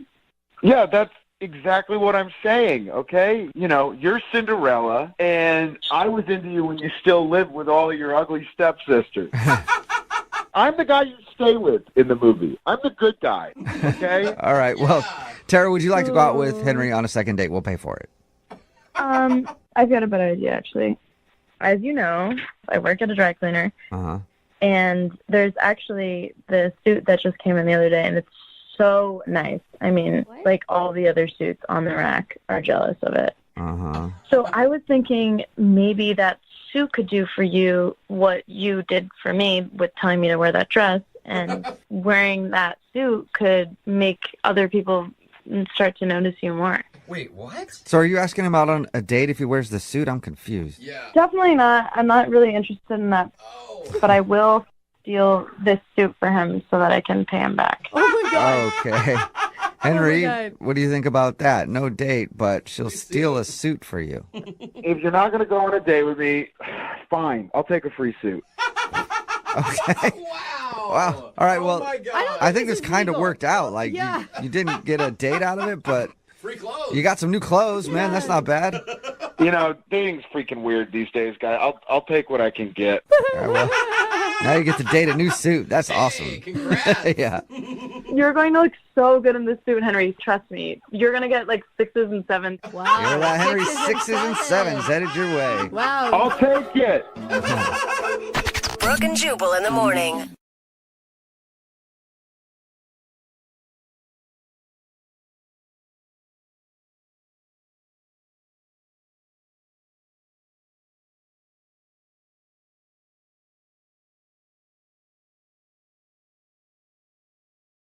Need LASIK? Trust the experienced team at the LASIK Center at Evergreen Eye Center. No glasses, no contacts, no limits. What will you do? LASIK at evergreen.com. Moving 92.5. Brooke and Jubal's second date update. There are normal dates that people go on, but then there are those people that try to get all classy and take somebody like the opera or a play or the feminine hygiene section at a Walmart. So classy. Well, today, Amy is on the phone to do a second date update, and I guess she went to a winery on her first date. What's up, Amy? How are you? Hey, okay. Yeah, that's a great date idea. Was that yours or his? It was actually his idea. Okay. Even better. Yeah. All right. Is he like a wine dude or something?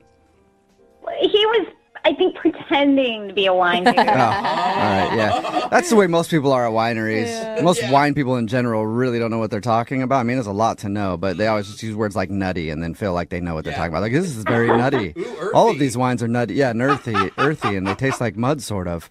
What's his name? Mud. His name's Colin. Colin. All right, and how did you meet Colin? So we met on Tinder, and I had been just meeting guy after guy, and it was just every guy just at the end of the night, all they wanted to do was hook up. And you know what? I gave it one last shot, and Colin, I don't know, he was different. He wanted to talk and get to know me and Pretend to like wines. Oh my God. But seriously, like, listen to that though. The bar is so low. Like, he actually wanted to talk. That's it. Like, that's all it takes. That's a gentleman Yeah, nowadays. like, that's pretty much. Oh, So, man. how was the winery with him then? Oh my God, it was great. It was fun, you know, Until he tried to sleep with you right there, and you're like, damn it, I knew it. Another one.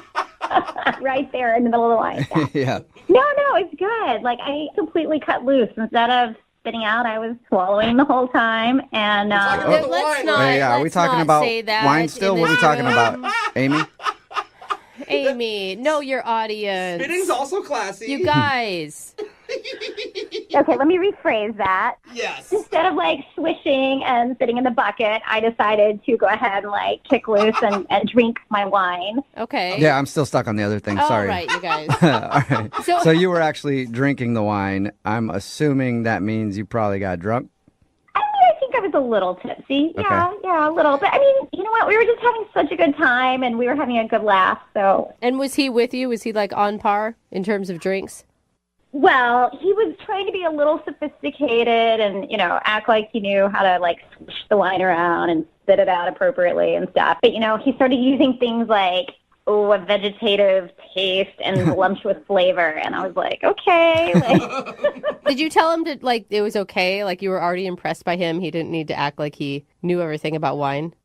I did. I totally called him out. I was like, look, I kind of know a little bit about wine, and you're full of it. And we actually had a really good laugh about it. Oh, good. He was just a really good guy. Yeah. Oh, that's cool that he was able to admit it. He's like, yeah. I just looked up a bunch of V words in the dictionary before we got here, and that's why it sounds like I know what I'm talking about.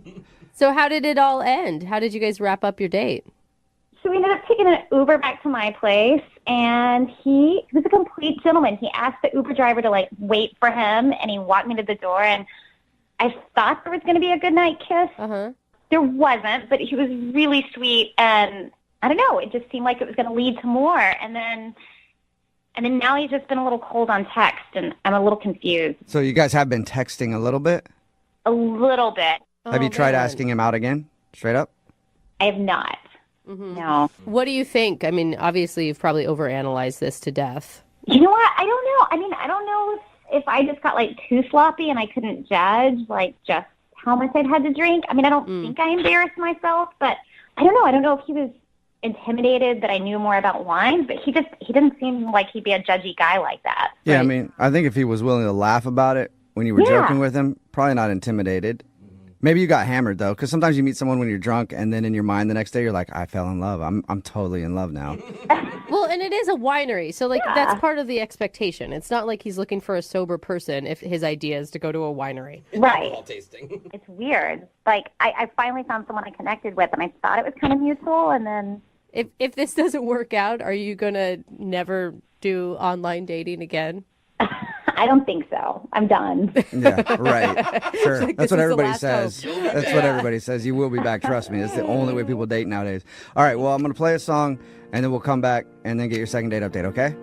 Okay. All right. Hang on. Moving 92.5. Brooke and Jubal in the mornings. Second date update. If you're just joining us for today's second date update, Amy is on the phone, and Amy went out on a first date with a real enophile.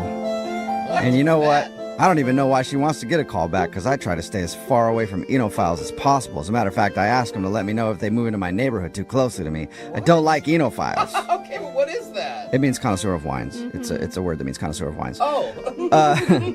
Amy went out with a dude named Colin to a winery.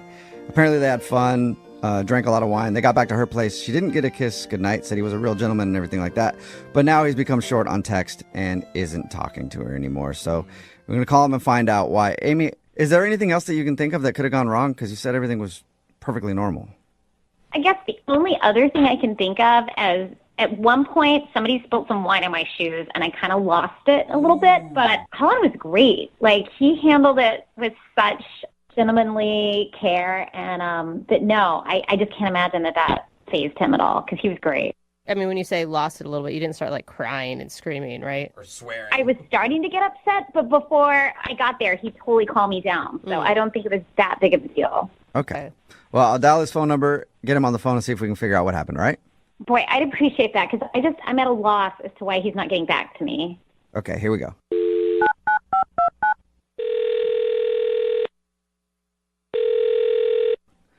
Hello? Hi, is this Colin? Yeah, who's this? Hey, Colin, how are you, man? This is Jubal from Brooke and Jubal in the Morning. Okay. Okay. It's a radio show. You ever heard of it? Nah, I don't really listen to the radio. Okay, well, that's a good Did move. I, win something or what? No, you didn't. You didn't listen and you could still win. Colin, we do a segment on this show. It's called the Second Date Update. That's where if you go out on a date with somebody and then end up not wanting to see them after, they can email us to get you on the phone and ask why. So we recently got an email about you. All right, is this like a game show or something?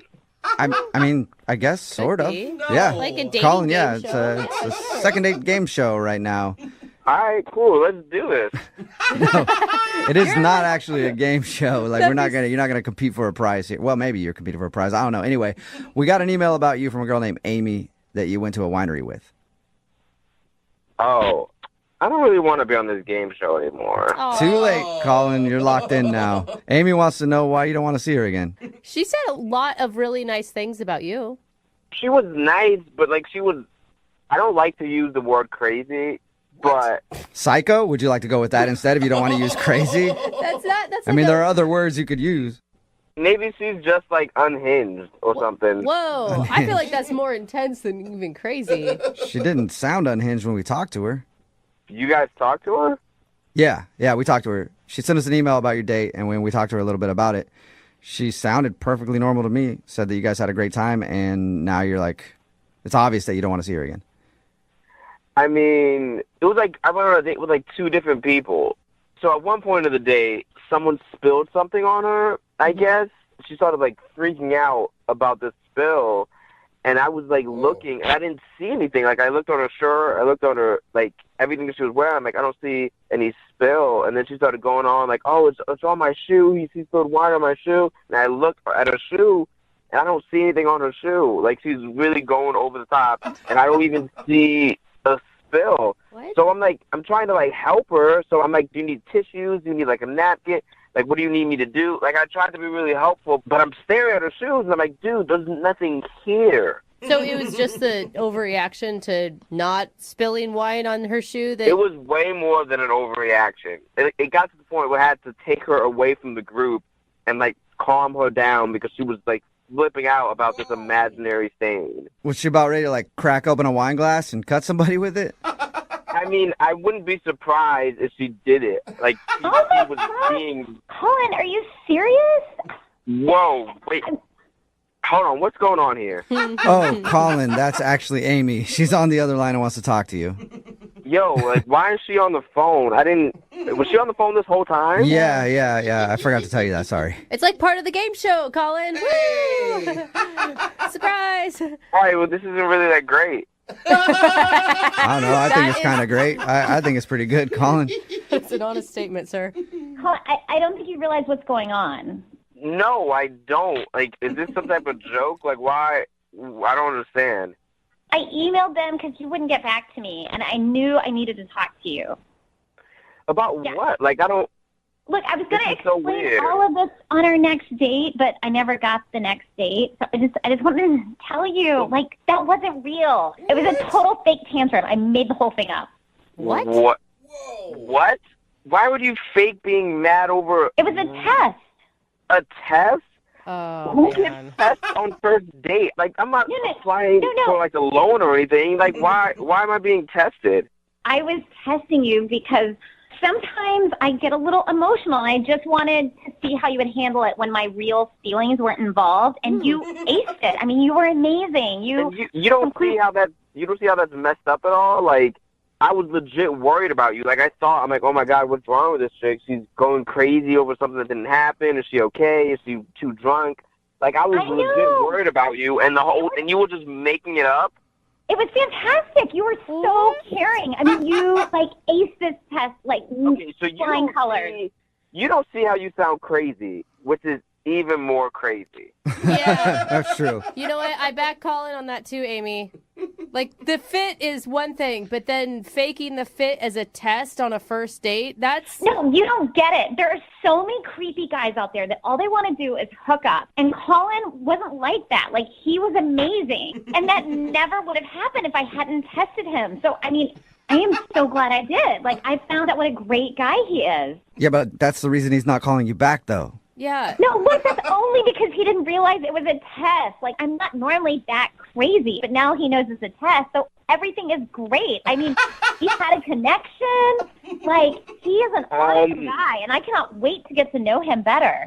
Okay, just throwing that out there. I think I'm done. Yeah. Wait. Yeah, everything's not great, So Amy. it's not great? It's not great with you, Colin? It's not. Like, if you want to keep thinking it's great, if that's what you need, that's fine. But just know that I'm not interested in pursuing anything else. Colin, no, you're not getting that whole thing. I made it up. It was fake. It was not real. So you don't have to worry about that. And like, you're not getting it. I think you need help, and I can't help. No, Colin, it was just a test. Amy. Like, that wasn't really me. Amy, I think that Colin might be testing you now to see how bad you want to go out with them. No, do not lead her down. That's not what this is. Like, I don't want you to think that. I don't want a stalker. I'm not interested. I'm 110% not interested.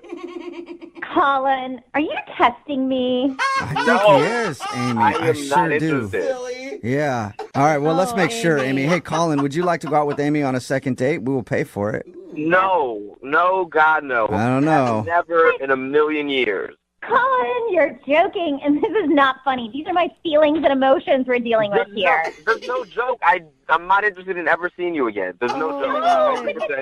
Amy, listen to him. You're being delusional. He does not want to go out with you. Shut up, bitch. What are you talking about? I'm with you, Amy. Hey, look, Amy, I think it's still all a test. I don't think he's going to agree to it right now, though. I think you got to wait it out a little while. You think you've seen crazy? Well, you have not seen crazy yet. Whoa. Oh. Don't make me mad. What is going Colin, you sure you don't on? want to reconsider that date just for your own safety? For our own safety. Can you guys stop asking if I'm interested? I told you no. She's crazy. I'm not interested. Who is crazy? I am not crazy. I agree, Amy. You know what? I think all of us are crazy. Don't do that. Okay, guys, look, I apologize. I got a little emotional. It's just because I'm an emotional person. But you know what?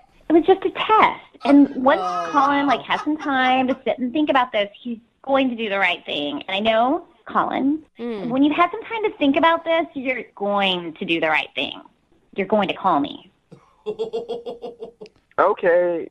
Yeah, I'll call you. Sounds good. All right. Sweet. Thank you, Colin. Oh my God, no Amy, I'm glad it all worked out. And just hang on the phone because I'm sure Colin will come around, okay? Thank you guys. All right. I appreciate this. Yeah, no problem. That was cool. Thank you, Amy. Bye, thanks, guys. You made this happen. Yeah. Hey, Colin, are you still there? I don't want to be, but I am. Yeah. I'm Move sorry. out of the country now. Brooke and Jubal in the morning. Almost everybody texting in at 78592 right now is calling Amy crazy. Mm-hmm. But there are a few people who actually want to date her, say she sounds perfect. Hey, okay then. Don't want to meet you. Yeah. If you don't know what I'm talking about today's second date update. It's Brooke and Jubal in the morning. And today, Amy wasn't going to get a call back from this dude named Colin. They went to a wine tasting together. And it turns out the reason that he wasn't calling back was because she faked a giant meltdown in the middle of the event. She claims that she was testing him to see if he could handle her when she had a real emotional episode. She says she does this on all her dates. She tests people out to see if they can handle her when she's going crazy. Oh my God, I get embarrassed if like two people look at me in a restaurant that I don't know. I'm like, oh my God, is there something on my face? I can't imagine creating a scene where I wanted everyone to turn and stare. Yep. Yeah. And he said he was not into it at all, but she still thinks they're together, I think. Yeah, she does. And you know what? That's the scariest part. Yeah. Oh, you. Is it? Yeah. I know. He's So like, you're funny. crazy. Yeah. You are crazy. She's like, you're joking around. That's cool. Roasted me. I love it. Uh-huh. Anyway, by the end of the call, he thought that she was totally nuts and wanted nothing to do with her. She still wants something to do with him, though, and he's probably moved out of the country by now. Hopefully. Changed his name, all of that, phone number, everything. Remember, if you want to do a second date update, all you have to do is email us, and we will call the person who didn't call you back. 92.5. This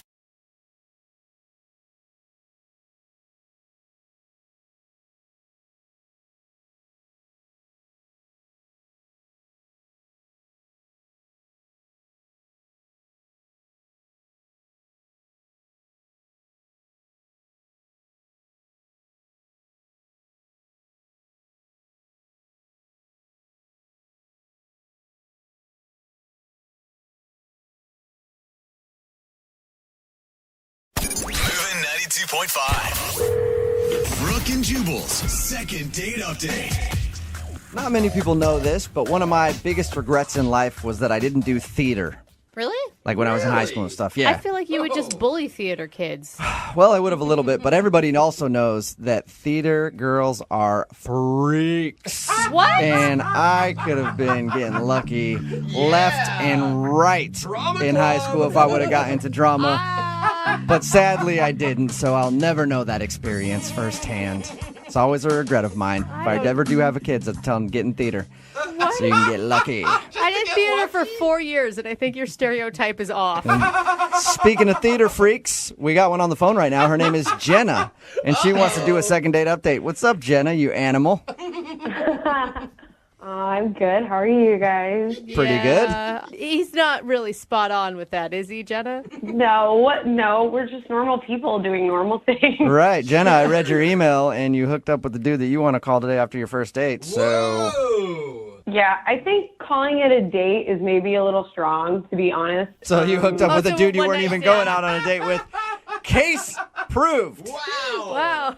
Game, set, match, Jenna. She a freak, bro. I mean, theater people don't really date. Like, we don't have time. We kind of just, you meet people that you work with, and then you know, do things, and it goes somewhere or it doesn't. Okay. And Okay, you're all about feeling and passion. yeah, and drinking and sensuality and And that is why I say I regret that I never went into drama. All right, Jenna, so Gosh. tell us a little bit about the guy that you want to call today. What's his name? his name is Brandon. Brandon? Brandon, And where did you meet Brandon? We just got done doing a show together. He's an actor, and I'm an actor. Okay. And, you know, it's really kind of uncool. Like, you never want to hook up. It's bad news bears to, like, hook up with someone while you're doing the show. But then, you know, we've just been flirting all through rehearsal and performances. And He's hilarious. He's incredibly talented.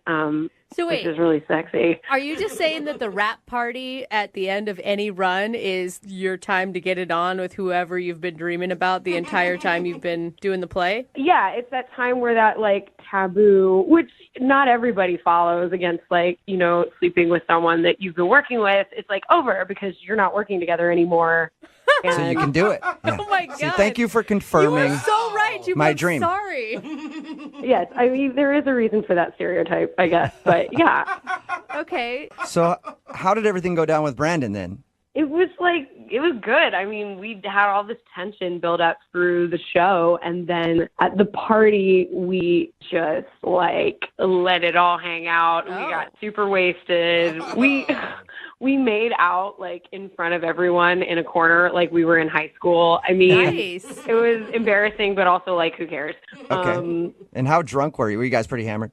We were pretty hammered. I mean, I remember everything, but but yeah, we were drunk. We were drunk enough to be, 30-year-olds making out at a party, which is pretty drunk and embarrassing. Yeah. So did you go back to his place or he come to yours? I went back to his place, but first he was like, let's grab food, and I'm like, no, let's just do it. And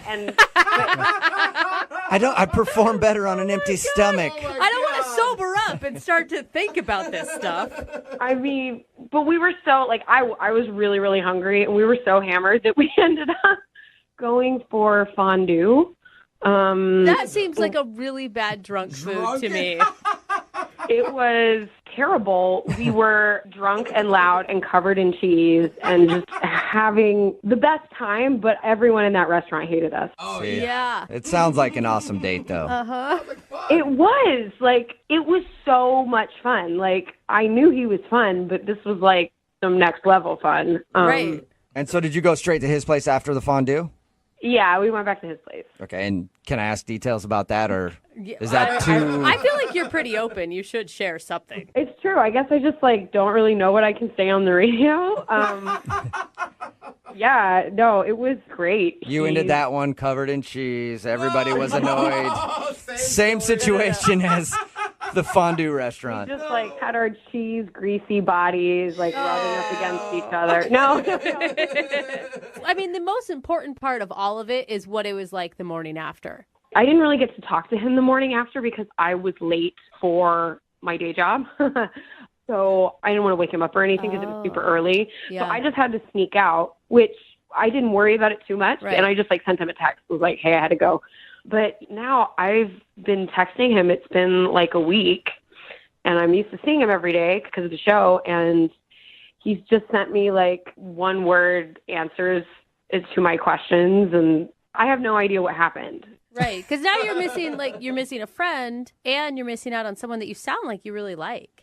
I do like him. It was an incredible night, and I think I want to see him. I would consider him relationship material, Wow. That's a big statement coming from a theater girl. We know how you guys look at relationships. It is. Yeah, she's like, you're Not even right. arguing with it, yeah. Absolutely. You're right again, Jubal. I don't know. I feel like I made a mistake. All right. Well, we'll find out for you. We'll play a song, come back, and then we'll call him and get your second date update, okay? Okay. All right, hang on. 92.5. Brooke and Jubal in the mornings. Second date update. Enter Jubal, stage right. Hey, Mr. Johnson. The grass is looking good today. Oh, my gosh. You going to spend some time out there? Oh, I'm doing fine. What am I going to be doing today? Well, I'm glad you asked. Because today is a special day, Mr. Johnson. It is? We're going to find a date for Jenna. She's not getting a call back from Brandon. We're gonna call him and ask him why. Why would he go out and then blow her off? Cause that's not cool. You over there, you upstairs, you down the block. Are you excited? We're all excited for today's second date as we march down the street and we sing hip hooray. Let's see if Jenna can get a call back and go out with Brandon one more time. Yes! Second Date the musical. I love it. Thank you. Jubal, great performance. Wow. Thank you very much. I'm just just happen to be part of the kick line in the back. Yeah, well, it's not about me. It's about Jenna right now. Yeah. And the reason we opened up the second date update like that is because Jenna met the dude that she wants to call today in the theater. They actually performed together and ended up hooking up after the wrap party of their production. And now he's not getting back to her and she doesn't know why. Jenna, may I be in your next play, whatever it is? I thought your performance was very interesting. Yeah. Thank you. That's good. Yeah. The reviews will be out soon. I'll let you know what the New York Times says. But as for you, are you ready to give Brandon a call and find out why he's not getting back to you after you guys hooked up? Yeah, I guess I am. Well, we'll get him on the phone right now. We'll dial his phone number and see if we can figure it out for you, okay? Okay. Okay, here we go.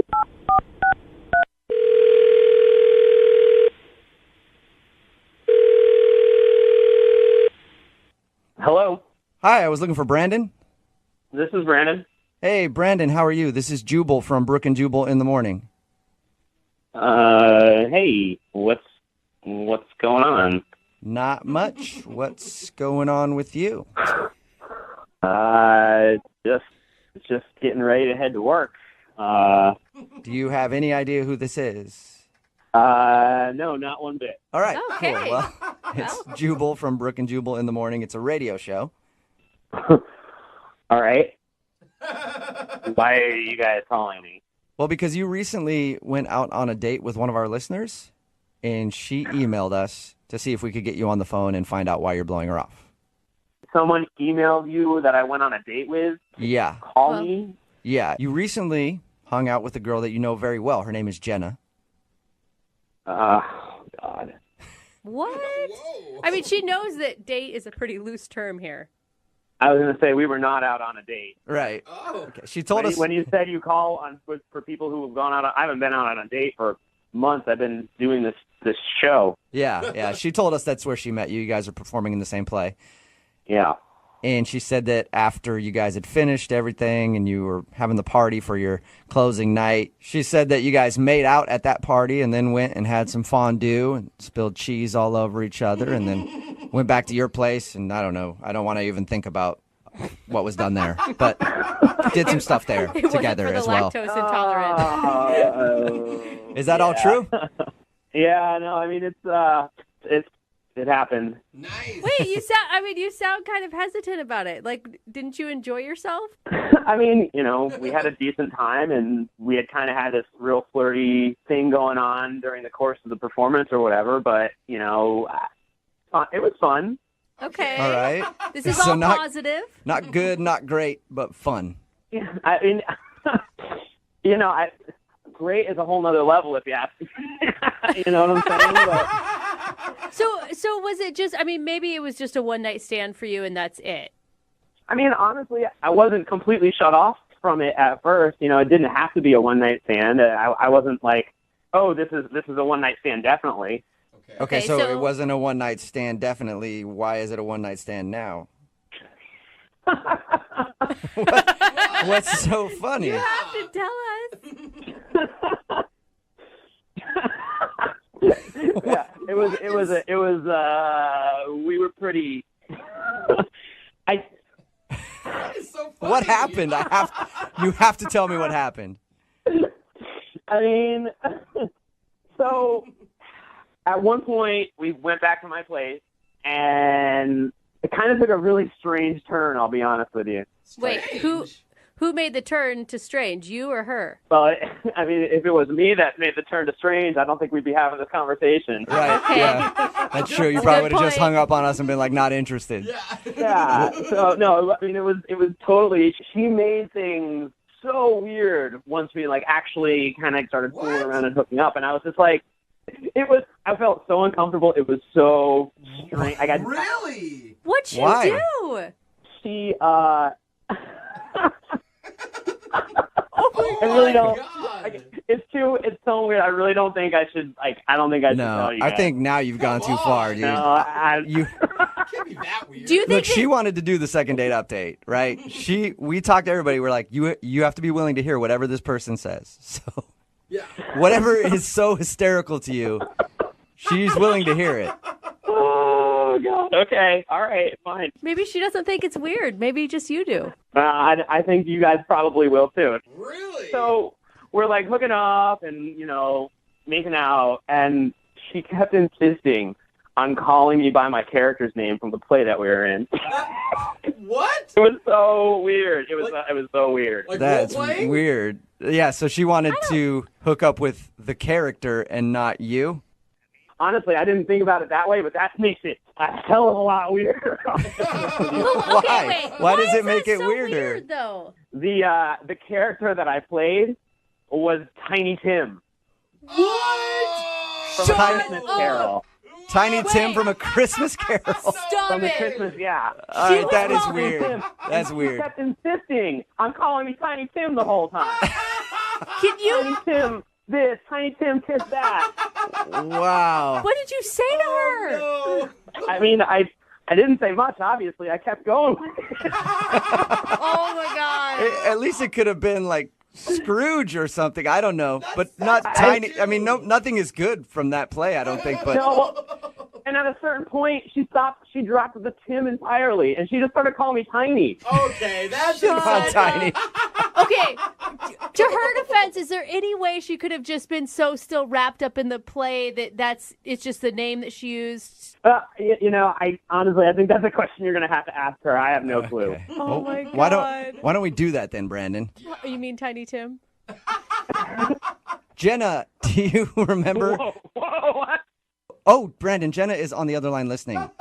And so Are you kidding me? No, I'm not. Oh, my God. Dude, it's way Jenna? more embarrassing for her. Jenna, are you still on the phone? Oh, Jenna. I am. Hi. How many shades of red are you right now, Jenna? About 1 million. You Like a whole rainbow of red. I do not remember saying that. Brandon, I thought I remembered everything that happened that night, but apparently I was wrong. How do you not remember that? You must have said it like 30 times in 45 minutes or so. Like, you don't remember this? That you wanted me to call you Mrs. Cratchit the whole time? Tiny Tim and Mrs. Cratchit. It was weird. That is Like I have no idea what drunk me wanted to do. I thought it was funny, maybe drunk me thought it was hilarious. Yeah. It wasn't funny. That was But not you funny didn't at all. say anything about it. You didn't stop. No, I didn't stop, but I laughed into the pillow a couple times. Oh my God. But you could have I don't know, said, "Hey, you owe me a coffee," and then us have a conversation about it instead of just ghosting me. I thought, whatever, if you don't want to do that thing again, that's fine. But I thought If you don't want to role play Tiny Tim and Miss Cratchit in the bedroom. She has a very good point, Brandon. I'm sorry. I'm a pretty honest person, and it just is what it is. We had a connection, and now we don't have a connection, I'll be honest. I don't feel that great about it. well, then you're obviously kind of a dead inside jerk. I mean, how can you just have a connection and then be nope, never happened. You either have a real connection or you don't, or you're dead inside, which you're obviously dead inside. So, Brandon, I would love to ask if you will go on a second date with Jenna. Wow. We will pay for it. Oh, God, I don't think I could sit at a table and look her in the eyes at this point. Wow. So that's a no? Honestly, it was too weird for me, we were these characters in this play, and then we go back to my place, and all of a sudden it's Tiny Tim and Mrs. Cratchit hanging out in bed naked. It's too weird. It's really weird. But an interesting continuation to the whole thing. No, All right, well, Jenna, I'm sorry you didn't get your second date. yeah, I'm not sorry. And, obviously this jerk doesn't understand, what happens when you get wasted and have some fun. Yeah, sometimes you get wasted and you hook up with Tiny Tim. So gross, man. Brooke and Jubal in the morning.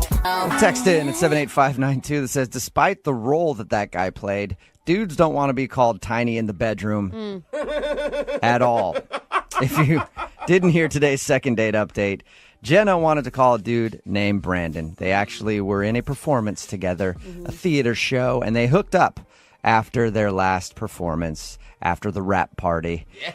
And the reason he wasn't calling her back was they got really drunk that night, and she doesn't really remember, but she demanded that while they were being intimate with each other, they go by their stage names. Oh, man. She was, hey, you know what? She is more of a method actor. Sure. And which makes it maybe worse. She wanted him to call her Miss Cratchit, Uh-huh. and she was calling him Tiny Tim the whole time, which makes it even more disturbing because that's Tiny Tim's mom. Yeah.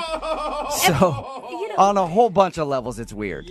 Couldn't she have gone with like Tim and Imagine You when Tim's grown up even? Like, Adult Tim? Adult Yeah. Tim? I don't know. Big but anyway, Tim? it creeped him out too much, and he's not interested in going out with her again.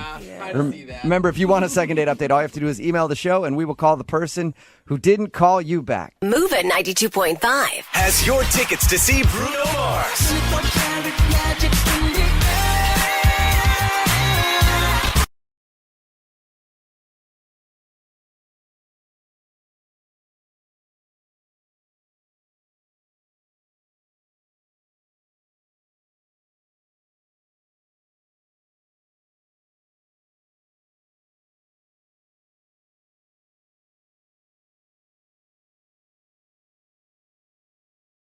Moving 92.5. Brooke and Jubal's second date update. What do you do when you've exhausted all options in the dating world? Oof. When plenty of fish has thrown you back? That's so sad. When you've swiped so many times, you reach the end of Tinder, and then your phone explodes. That's what happens when you get to the end of Tinder. Well, you have to call in the big guns and hire a matchmaker. And that's apparently what the guy on the phone for a second date update did today. He found the girl that he went out with by using a matchmaker because nothing else on the planet worked for him. Ethan, was that a good recap of why you hired a matchmaker? I guess so. It kind of makes me sound pathetic, to be totally honest. Oh, that's not what I was going for. I was trying to make it sound like you were just using a creative method that a lot of people don't use. I wasn't trying to make it sound pathetic at all. Well, now I'm just sad. It makes the girl who decided to go out with you even more pathetic than you. Oh, well, that's a positive. Yeah. There you go. Pathetic. Yeah. That's something. Only the really pathetic ones will go out with me. Right. That's great. Your email said that you used a matchmaker. I'm just making fun of it because I don't normally see that. Usually it's like online or you meet somebody in person, but why hire a matchmaker? You know, you mentioned Tinder and stuff like that, and I feel like even when people say they're kind of looking for relationships on those kind of sites, they're really not. Right. And I'm kind of over just going on dates. I want to find something serious. I got all that out of my system, you know, Right. and I want to settle down. So I don't know a whole lot about matchmakers. Does that mean that the girl is also paying this woman to matchmake her? Yeah, that's the whole point. Yeah, Okay. They find someone who's also using their service who matches you to the best of their ability, and then they get you in touch with each other. Okay. How do they figure out who to match you up with? You have to fill out a profile, and it's a lot like the dating sites online. It's just that this person is more professional and they're more serious, and they're good at sort of figuring out really successfully who your best match is. Oh, you sound like a pitchman because obviously it wasn't too successful. She's not calling you back. I mean, it worked for me. I thought it was great. I thought it was awesome. Yeah.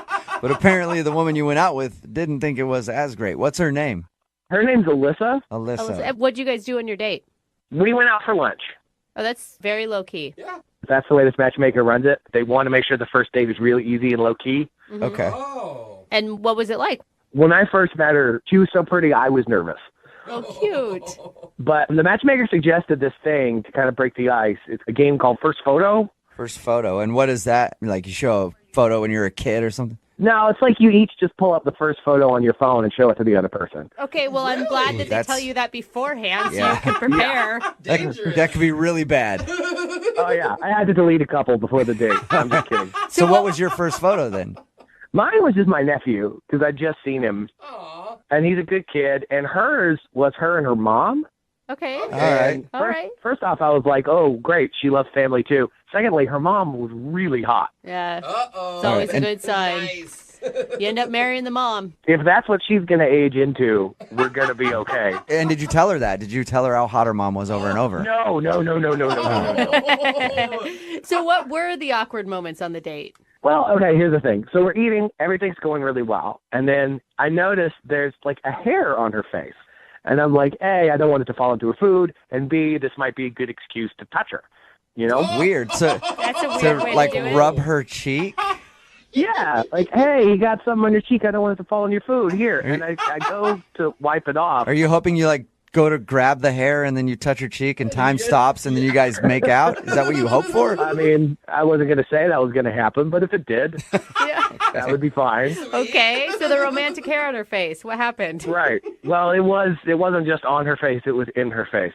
Okay. It was a real hair. It was a hair coming out of her face. Oh, man, you plucked a hair on her face? I pulled it right out. How big was his hair? Oh, my God.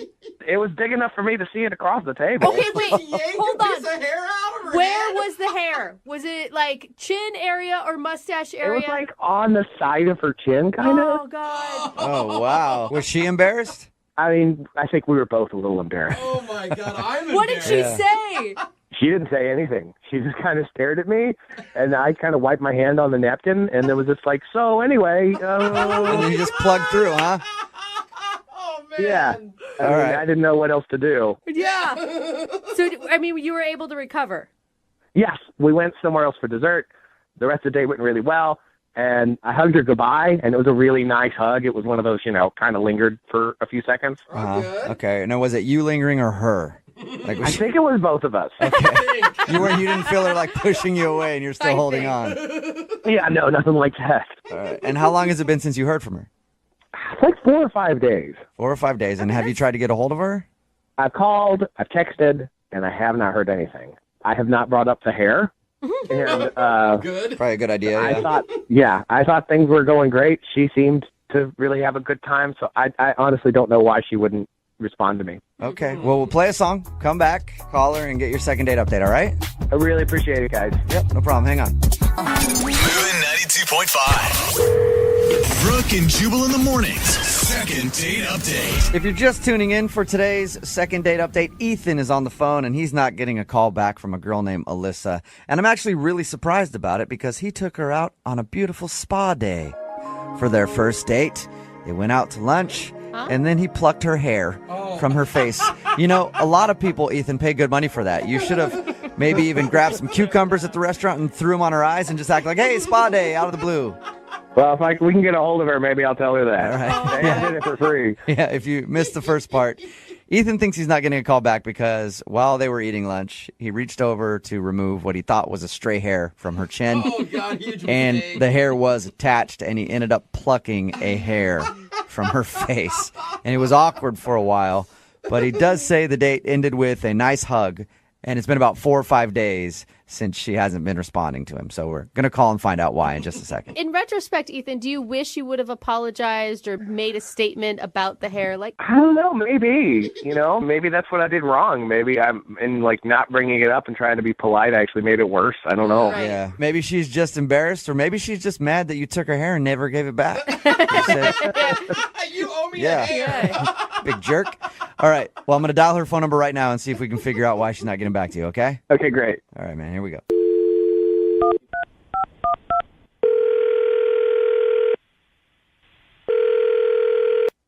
Hello?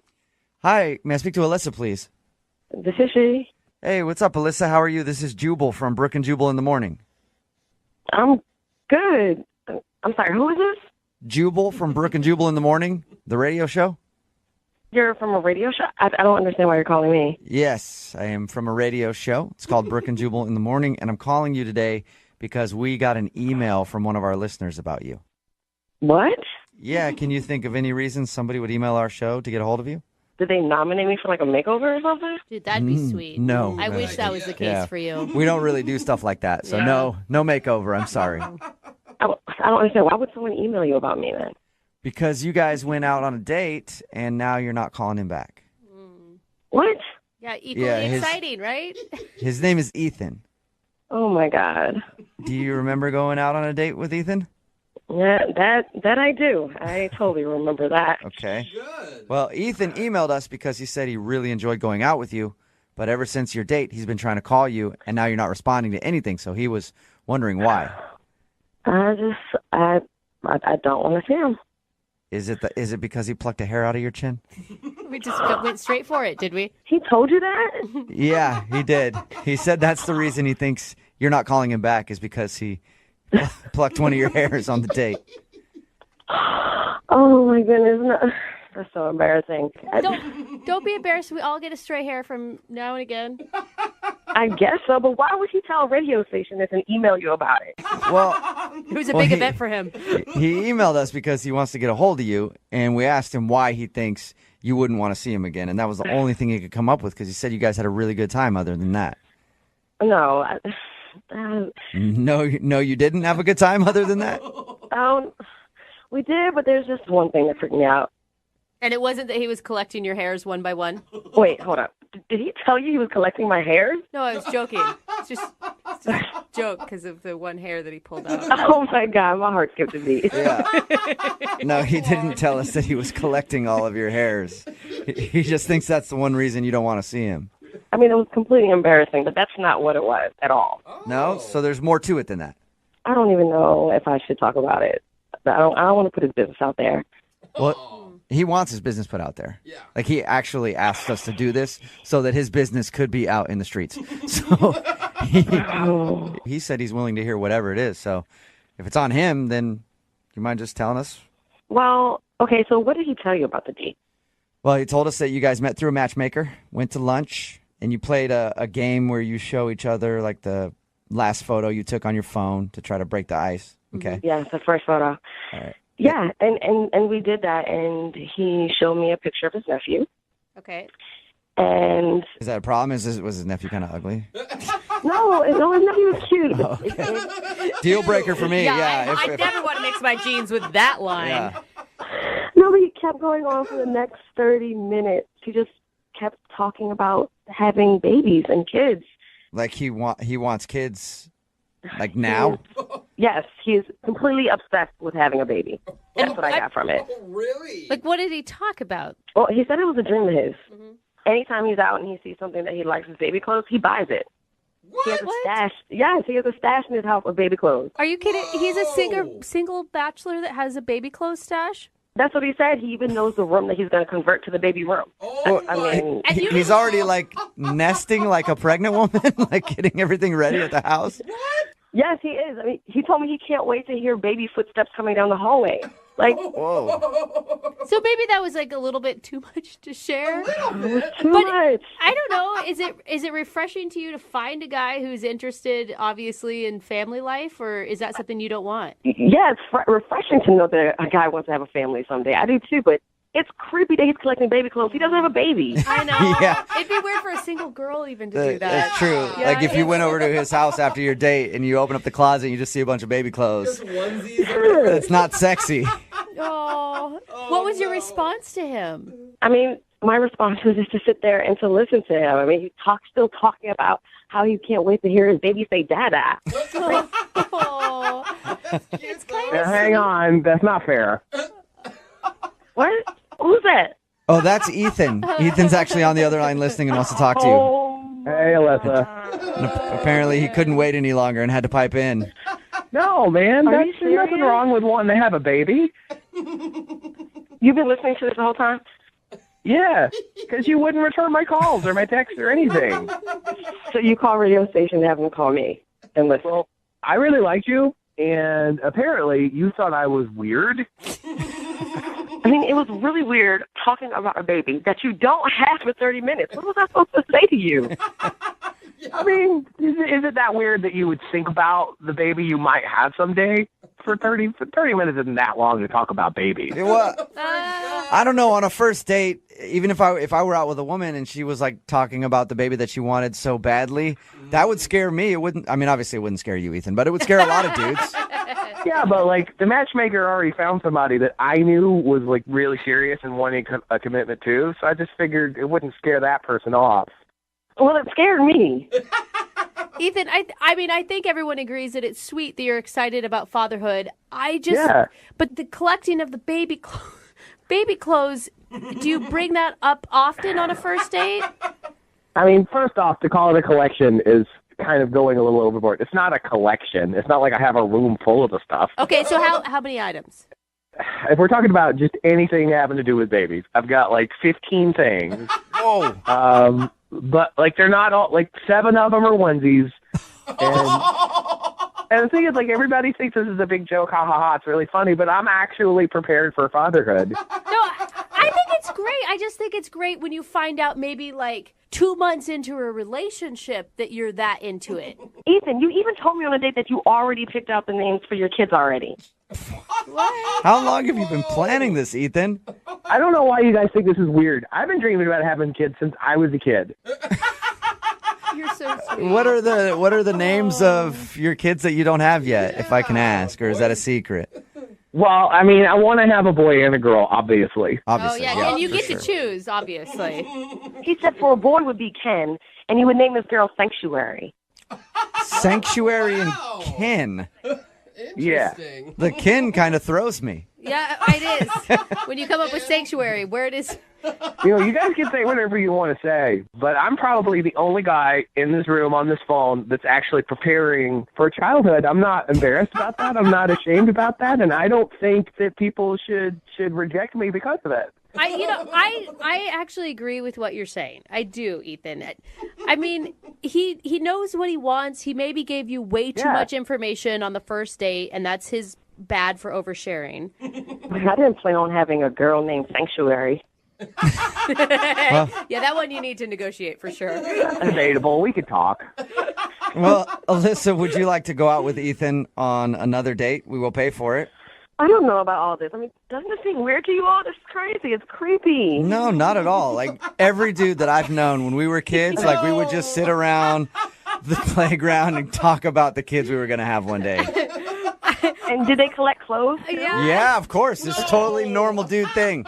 It's a little overwhelming, but I don't think that it's creepy. I mean, Alyssa, I feel like you're not giving me a chance. I feel like we should go out again because I have proven to you that I'm an honest, straightforward guy and that I have a long-term plan. And his clock is ticking, Alyssa. He doesn't have as much time. I guess so. One more date wouldn't hurt. So you'll do it. You'll go out with Ethan one more time. I said yes. Please don't ask me again before I change my mind. That's awesome. Well, congratulations, Ethan. Oh, thank you. Thank you so much. I'm so excited. And thank you, Alyssa, for giving me another chance. And we can talk about Sanctuary. We'll discuss names later.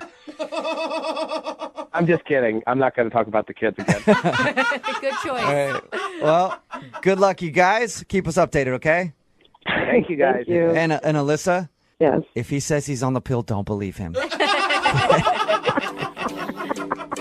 Brooke and Jubal in the morning. I gotta say, I'm really surprised at the responses on the text message board at 78592 about today's second date update. Here's a text. I love Ethan, and it's not weird at all that he's collecting baby stuff. I don't think that's true. And then there's another one that said, that guy's a freak. He probably wears a diaper. If you missed today's second date update, Ethan wanted to call Alyssa. She wasn't calling back after their date. We got her on the phone and found out why. It's because he revealed to her that he collects baby clothes and has like a whole room already set up for when he has a baby. He doesn't have a baby. He just wants to be a dad really, really bad. And he's already started planning everything, including baby names and so on. And she was like, that's a little strange. And she didn't want to call him back. But a lot of people texting in at 78592 say it's not weird at all. Here's the thing. Being excited about parenthood, awesome. Revealing on the first date that you have all of these things already planned out, totally strange. Yeah. That'd be as a woman, you have some weird bridal, collection that you've been hoarding and you bring it with you on a first date. We actually got a text from someone at 78592 said, I am a woman and I have baby clothes and all that kind of stuff, but I wouldn't bring it up on a first date. So I guess that's the weird part. Remember, if you want to do a second date update, all you have to do is email the show, and we will call the person who didn't call you back. Moving 92.5.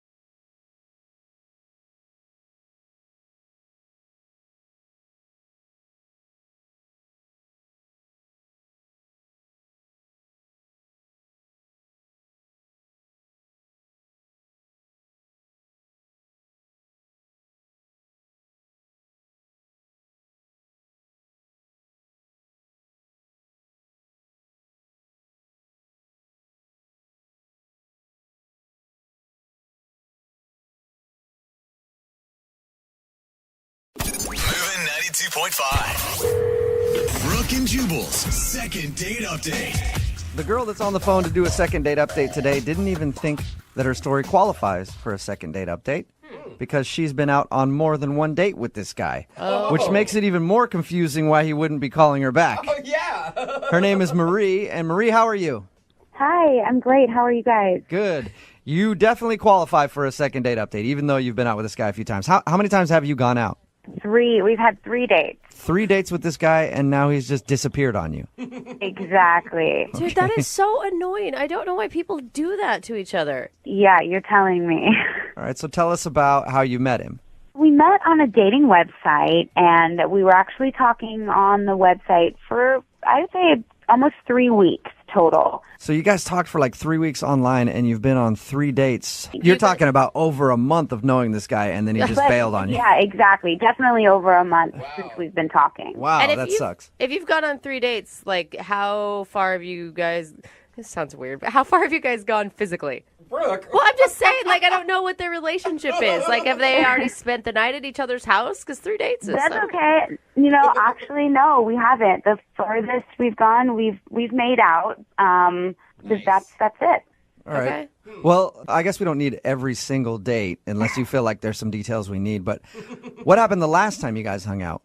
Well, you know, the first dates were fine. We basically went for coffee once and then dinner. And then so the third date, the last date that we had, we went out to a bar. So it was a little different environment, a little fun, a little noisy, loud. But he ended up bringing a friend. Did he tell you beforehand that he was going to bring a friend? No, which at first I thought, well, maybe we're that comfortable with each other already that it's okay. So then I actually ended up calling one of my girlfriends, and she came over. Oh, well, that's a good idea. So how did that go? It turned out to be a great night. He ended up buying us tequila shots, and it was really fun. And to be honest with you, I was surprised. You know, I've dated quite a lot, and I was pleasantly surprised with where things were going. And he's definitely a little quirky and has his ways, but I like that. And You guys are practically married at this point. You've been kind of seeing each other for about a month now. You've met each other's friends. I mean, that's all there is left to do, right? I mean, I thought we were moving forward at least to something further than where we were at. Do you think there's a possibility that he was freaked out that maybe you were moving faster than him? I guess it could be a possibility. I mean, at this point, I really don't know what happened. I mean, I don't think I came across as crazy at all. To me, we were both moving forward together, if that makes sense. You said that he had quirks that you liked. Yeah. A lot of times that's code for he's kind of weird. Is he a weird dude? You know, there's just little things about him that at first I kind of found it endearing, and he has his ways, he likes to talk little tangents, but then he gets excited about the things that he's talking about, and he has a like gap in his teeth, which is it's just so cute, and it just makes him who he is, I think. Diastema is the technical term for that, if you were curious. What is it? Diastema. Is it really? That's the term for a gap in your teeth. Yeah, I've dated a lot of dental assistants, and they've told me that. That's true. If you ever need to talk about his tooth gap again, you can use the doctor's term for it if you want. Well, you know, that's good to know. I would love to talk about it with him if he will ever call me back or speak to me again. So what was the last thing that he said to you? So it's been 8 days since our last date when we were at the bar, and I've actually tried to call him a few times. I've texted him a bunch, and I've gotten one response, and it had one word, and it just said, sorry. Ooh. That's all I got. Did you respond to the sorry? Yeah, I did. I wrote back, well, what the hell do you mean? And I haven't gotten any response from that. So are you hoping, I mean, because that sounds like a breakup to me. I mean, like, definitely. You don't have to have the breakup talk because you only went on 3 dates, but a sorry text means I'm done. Yeah, I mean, at this point, I'd at least like an explanation. You know, I feel like I deserve one. You know, we've had this background together for over a month now, and we've been out 3 times, and then, you know, to not even give me anything of just sorry, it's upsetting. I don't know. I don't even know why. Did you stalk him online yet? Is his dating profile still up? Yeah, no, I mean, it's all still there. It's all normal. Nothing, he hasn't changed anything. Okay, well, we'll play a song, come back, Call him and get your second date update, all right? Great. Or third date update, or whatever you want to call it. But we'll get it right after this. Moving 92.5. Brooke and Jubal in the mornings. Second date update. Today's second date update is a serious one because the girl on the phone was left at the altar. What? No. That's right. It's a very, very sad story. Oh my gosh. Way more in depth than any of our other second date updates. Is she pregnant too? She might be. Yeah. We don't know. She said that she hasn't hooked up with the guy yet in that way, but weirder things have happened. She was basically married to this guy. Oh. They've been dating for about a month now, and they've gone out on 3 dates in that time. The last time they saw each other, they had fun. They partied with a few friends. Then he didn't text her back. She didn't hear from him for a little while, kept texting him, and he finally just sent her one text that said, sorry. Ooh. And that's the last she's heard from him. Marie, are you ready to call your fiance?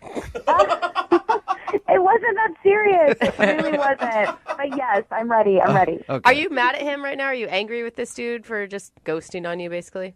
I mean, I don't want to be angry at him, but I am, and I'm mostly confused. I really just want some answers. Depending on his answer, I guess you can judge if you're angry or not.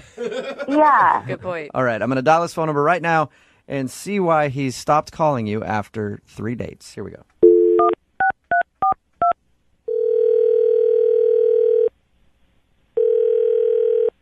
Hello. Hi, I was looking for Paul. Yeah, this is he. Hey, Paul, what's up? How are you? This is Jubal from Brooke and Jubal in the Morning. It's a radio show.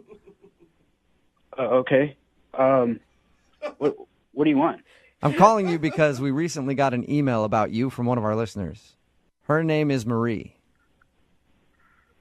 Okay. She asked if we could get you on the phone and find out why you stopped calling her. Really? Yes, it's a segment that we do on our show called The Second Date Update. Do you have a few minutes to tell us why you're not talking to Marie anymore? I mean, I don't know what she's told you or whatever, but I mean, I've kind of already sent her a text like saying sorry, and I don't know. Yeah, well, she told us about the text, but she doesn't know why because you never gave her an explanation. So she's just more curious than anything. I don't think I really want to tell her. Yeah, but Paul, hey, Paul, have you ever gone out with a girl that you liked a lot and then she just stopped talking to you? I mean, yeah, but Yeah, so doesn't it kind of suck when you don't know why? yeah, I don't know if I can tell her. I don't know how to really tell her. Well, So the thing is, you're not telling her right now. You're telling me. Right? I mean, I don't know, man, but I mean, you said you talked to her, so you're probably just going to repeat, what I told you. So I don't know. You can pick and choose information. Why don't you be straight with us, and then we'll decide what she needs to know. Was she moving too fast? That's what we were thinking. Like maybe she was ahead of you. No, I mean, don't get me wrong. It's nothing that she did. Okay, it wasn't her fault at all. It was all on me. Okay, and this is 100% all to do with me. Okay, well then, if it's your fault, why don't you just tell us what happened? I mean, if it's not anything that's going to embarrass her. The thing is like, dude, it was just bad. Okay, like I kind of want to like move on from it. Just forget like it ever happened. It is what it is, kind of thing. And just move on. There was like What was so bad? Yeah, that's weird. Did she tell you about the last date that we had? Like when we went to the bar? She didn't tell us much. She just said you hung out at a bar with some friends. Yeah. Well, all right. Well, I was pretty drunk because we were there with friends, drinking a lot. I drank probably way more than I should have, but we were having a good time, and that's where I messed up. All right. Well, my mind automatically goes to you were there with friends. Did you mess around with one of her friends or something drunk? I mean, all right. That sounds like a yes. That sounds like a big yes to me, Paul. You dirty dog. All right. Well, let me just explain. Okay. So I don't know why. Like we're drinking like we're 21 again, and so I'm coming back from the bathroom and I pass her friends. We start talking in the hallway. I don't even remember like how we got to the point, but we start making out. Oh. And I like in like mid making out, like I sober up like instantly, like that moment of clarity, like what the hell are you doing kind of thing. And at that point I was like, whoa, I gotta get out of here. Like, this is not how I am. This is not who I am. Like, so I like called my Uber and I got the hell out of there. Like, pretty much at that point. All right. That's understandable. And what a crappy friend she has that's making out with some guy that she's crushing on. Like, that sucks. Well, I mean, I don't want to put it on her. I mean, like, literally, I know how to drink, and that was not how you're supposed to drink, like, throughout the night. So, like, I take a lot of blame for that. So you're kind of taking responsibility, but then you're kind of blaming alcohol. This is what I'm hearing from you, Paul. I mean, you can blame it on the goose right now. You know what I mean? So. All right. So, well, that's understandable then why you'd be like, does it suck, though? I mean, it sounds like you guys were having a fun time dating. Does it suck that you made this mistake and now you don't feel like you can talk to her? Totally, dude. We hit it off. It was like we had conversations that, like, probably some married people don't have. So it really sucks. But at this point, like, I don't know how, one, she'll take it, two, how to bring it up, and then, like, three, how she'll feel like for the rest of the relationship. So, Right. And like, I've got some ideas on how you can bring it up to her.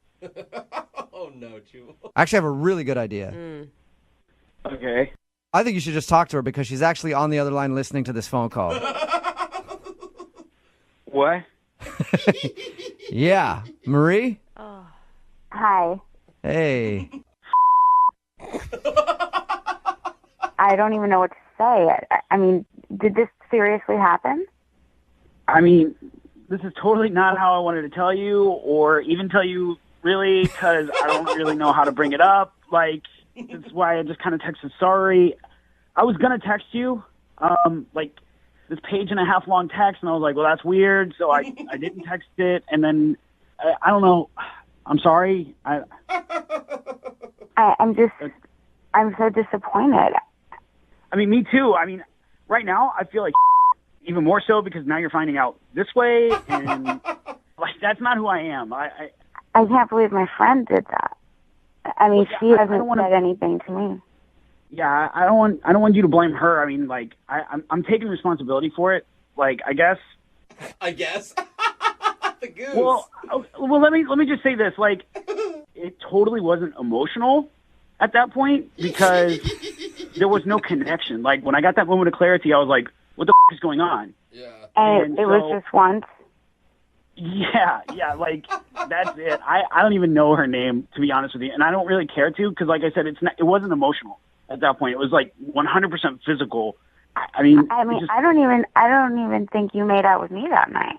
Ooh. Maria, it's bad no matter what, but at least he's kind of a stand-up guy about it. I mean, a lot of guys would do this, and then they would continue to talk to you. They'd probably text your friend and be like, hey, don't mention what happened. Like, at least he was a big enough man to be like, I screwed up, and now I shouldn't continue this relationship. Yeah, you're right. But it's also like the biggest red flag ever. I mean, if he's already... Yeah. If he's... How are you gonna I mean, not trust that him? he's cheating on you because you haven't had that guy's talk yet, but if even in the beginning he's already making out with other chicks while you're there, I don't know. But he said he's never done that. It's not like him. Yeah. But the thing is, Marie, I really like you, okay? I think we had a really good connection, and I think we still do. Yeah. Is there any way you can forgive me? I don't know what I can do to maybe that, you could forgive me for, Yeah, I mean, I'm glad that I'm finding out now, and I can't believe that my friend didn't even think that she needed to tell me. I mean, at least you're telling me. At least she was just going to keep it a secret. That's not a good friend. Yeah, that definitely isn't. Yeah, but he was pressured into telling you and didn't even realize he was telling you. He was never going to talk to you again, actually. Would that have really been the situation where you just thought you never wanted to talk to me again? Like I said, the one that got away kind of situation, but I don't know. It's been eating me up inside, so I probably would have ended up calling you, I don't know, maybe tomorrow, the next day.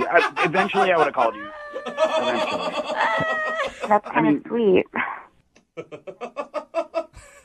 That's kind of sweet. It clearly upset him so much that he knew he did something wrong, and there was a reason why he, was so upset by it and then had to just leave. I mean, it just shows how much he cares. Yeah, I thought we had a really good connection, and it was. Yeah, I we agree. connected on so many levels. So I don't know. I don't know why I have such a hard time believing you, Paul. I'm so I down the feel like middle. you're just feeding her lines at this point. Would you forgive her if she made out with one of your friends that night? I would have to know the situation. I'd have to know all the details. I'd have to know all the information. Like me personally, this situation, it was only physical. My mind, I was with Marie that night. I was not with her friend. I couldn't emotionally kiss you then afterwards because I knew what I just did. So, I mean, really, I did it for you. Oh my God. Nice. You did not. I mean, some things of the night make more sense now. Oh. And you did say that you're sorry, and Well, I think this is a perfect point to ask. Hey, Paul, would you like to go out on a second date with Marie? We will pay for it. Yeah, absolutely. I would love to. Marie, would you be willing to give Paul another shot? yeah, I really would. Don't give him another shot after this one, though. That will never happen again, okay, Marie? I can promise you that. You really promise? 110%, I promise. Well, congratulations, you guys. It's finally a successful second date. We haven't had a couple go out on a second date in a while. We haven't, you're right. I guess this is like a fourth date for you guys because you've been out on 3 dates. Yeah, this will be number 4, yeah. Yeah, Paul, I'm a forgiving and understanding person, and I'm excited to go out with you again. I got to be honest, I don't think that I'm going to be talking to my friend anymore. I hope that's not, weird or anything, but I don't need her in my life anymore. I fully support that. I think that any friend that would do that to you is not a true friend. I agree. Well, I'm glad this worked out. And whoever said the phrase, you can't have your cake and eat it too, wasn't true. We just learned that in a second date update. Brooke and Jubal in the morning.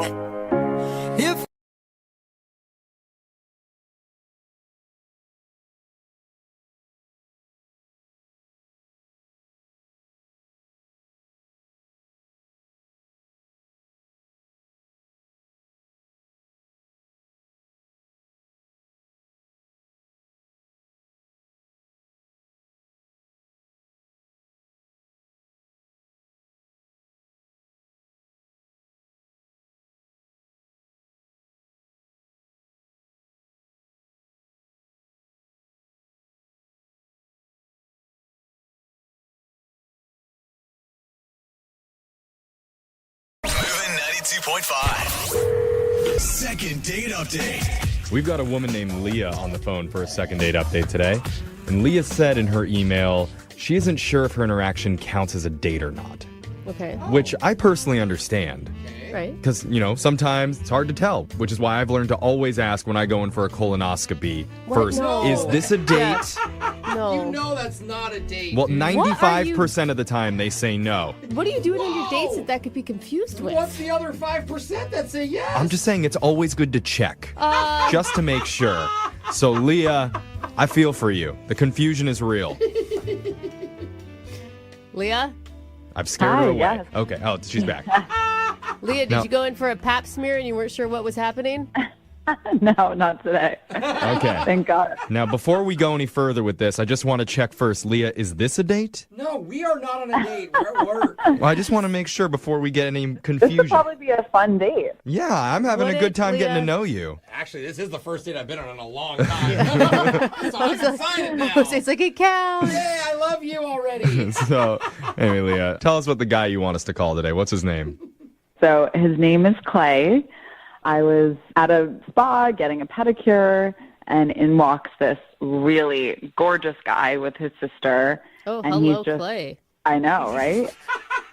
He was just kind of waiting in the chair for her to be done, and he was kind of looking at me, and I was like, oh, I wonder if he's going to talk to me. And then he ended up introducing himself to me and also introducing me to his sister. I have all sorts of red flags already. I'm sorry. I have a couple of issues already with Clay. What happened? You were wooing like 2 seconds ago. Now there's suddenly red flags. Yeah, because one, he's not getting his own pedicure while he's there. Why? Well, he did end up getting one. He did. Oh, he did. Okay. Okay, then we're back to good. Yeah, like he didn't want to, and then I was like, "Oh, come on, you have to do it." So he was like cute about it, and then he was very funny and charming. Like everyone in the spa was laughing, and he was just like fun to be around. And then it was even more fun when the spa offered us champagne and we started drinking, and it was definitely the most fun spa experience I ever had, for sure. Yeah, no kidding. Yeah, do they normally do that? Every once in a while they'll do champagne, but it's never with a hot dude that's present.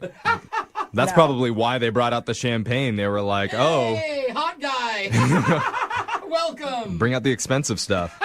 Yeah, I mean, all three of us were laughing, drinking, having a good time, and All three of who? I was me, Clay, and his sister. Oh my gosh. Oh, okay. Why was he there with his sister just to wait through a pedicure?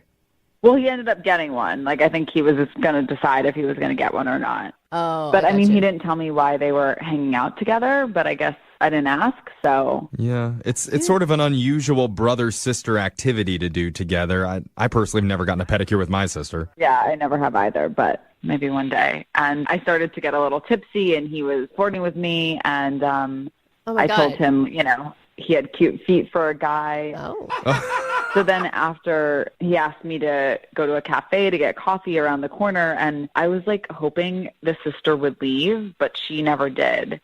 And it was just kind of like weird having her there, which is why I'm saying it was kind of a date, but not really. I like how you invited yourself on the brother-sister outing, but it's you that's annoyed with the sister. No, they invited me for coffee. They invited me. No, I know. I'm just saying, like, you went on their hangout time, and you were annoyed that she was there. Yeah, I was. So how did coffee go? Coffee was good, but, I kind of wanted to just get to know him one-on-one. And then, we exchanged numbers, and him and I have been texting for, like, almost a month. But holy cow. He has yet to ask me out. Wait, you've been texting for almost a month, and you haven't gone out again?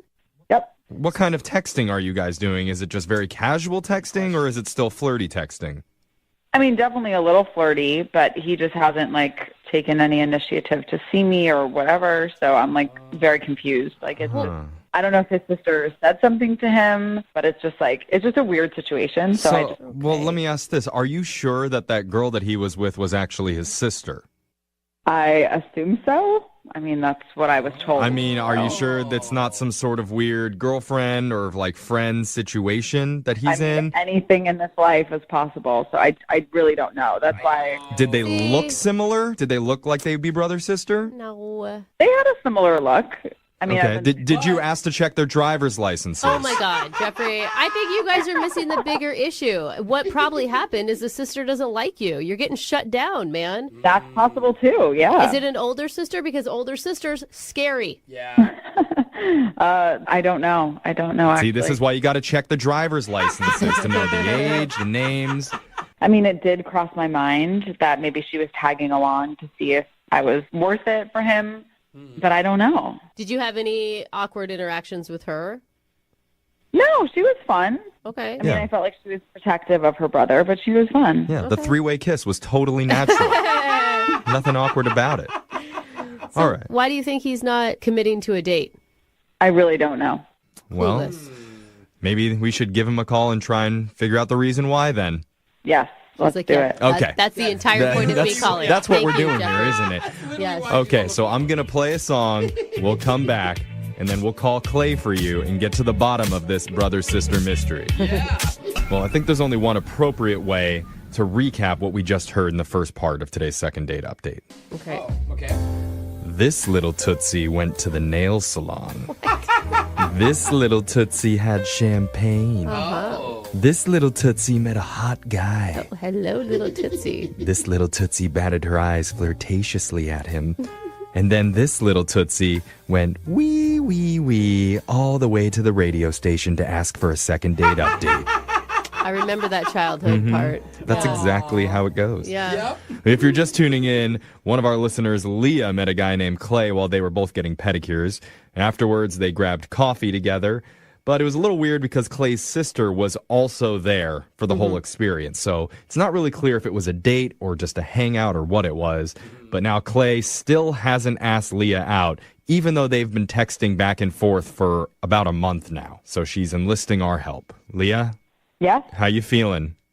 confused, but I feel like things happen in life the way that they're meant to. So I feel like for some reason I was meant to be sitting there that day and that I was meant to meet him. I mean, sure, I guess. Yeah. What?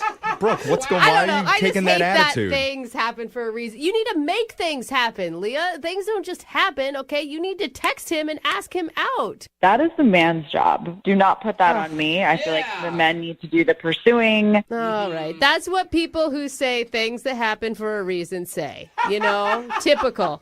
I'm kidding, Leah, but seriously, like, I'm not kidding about asking. And this is why Brooke is currently in a very, very happy marriage. Thank you. Full of love. Thank you. I am. And no screaming or condescending ever. No, not Brooks. I never waited around for a month for a guy to ask me out. I'll tell you that. Yeah, right that's now. right. Michael, marry me now. You better ask me out now. I refuse to wait for you any longer. Brooke is very progressive. I mean, hey guys, are we still doing my second date update? I don't think so. I think let's just talk about Brooke's marriage for another 10 minutes. Yes, we're going to do your second date update. We're going to help you out, and I think you're going to feel empowered by the end of this, all right? Yes. That's my goal, There's personally. a whole nother foot of Tootsies that we haven't even told the story for yet. So let's finish writing that tale. Yeah. All right? The other foot. Okay. Okay. All It right. almost made sense. No, I got Leah's on board. I get it. All right. I'm going to dial Clay's phone number right now. Here we go.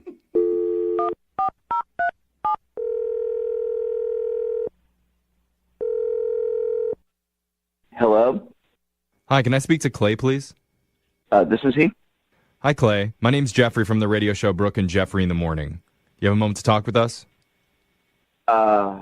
Okay. Great. All right. We're doing a segment on our show called a second date update. Have you ever heard of something like that before? I think so. Cool. Okay. Well, just to refresh your memory, it's where if you go out on a date with someone and afterwards, if the other person isn't calling you back, you can reach out to us and we'll call that person for you to try and figure out the reason why. Okay. So we got an email from a woman who's interested in reaching out to you, and her name is Leah. Oh, my God. Was that a good, oh my God? Like you're excited? It sounded like you're kind of excited. Well, I know what you're talking about.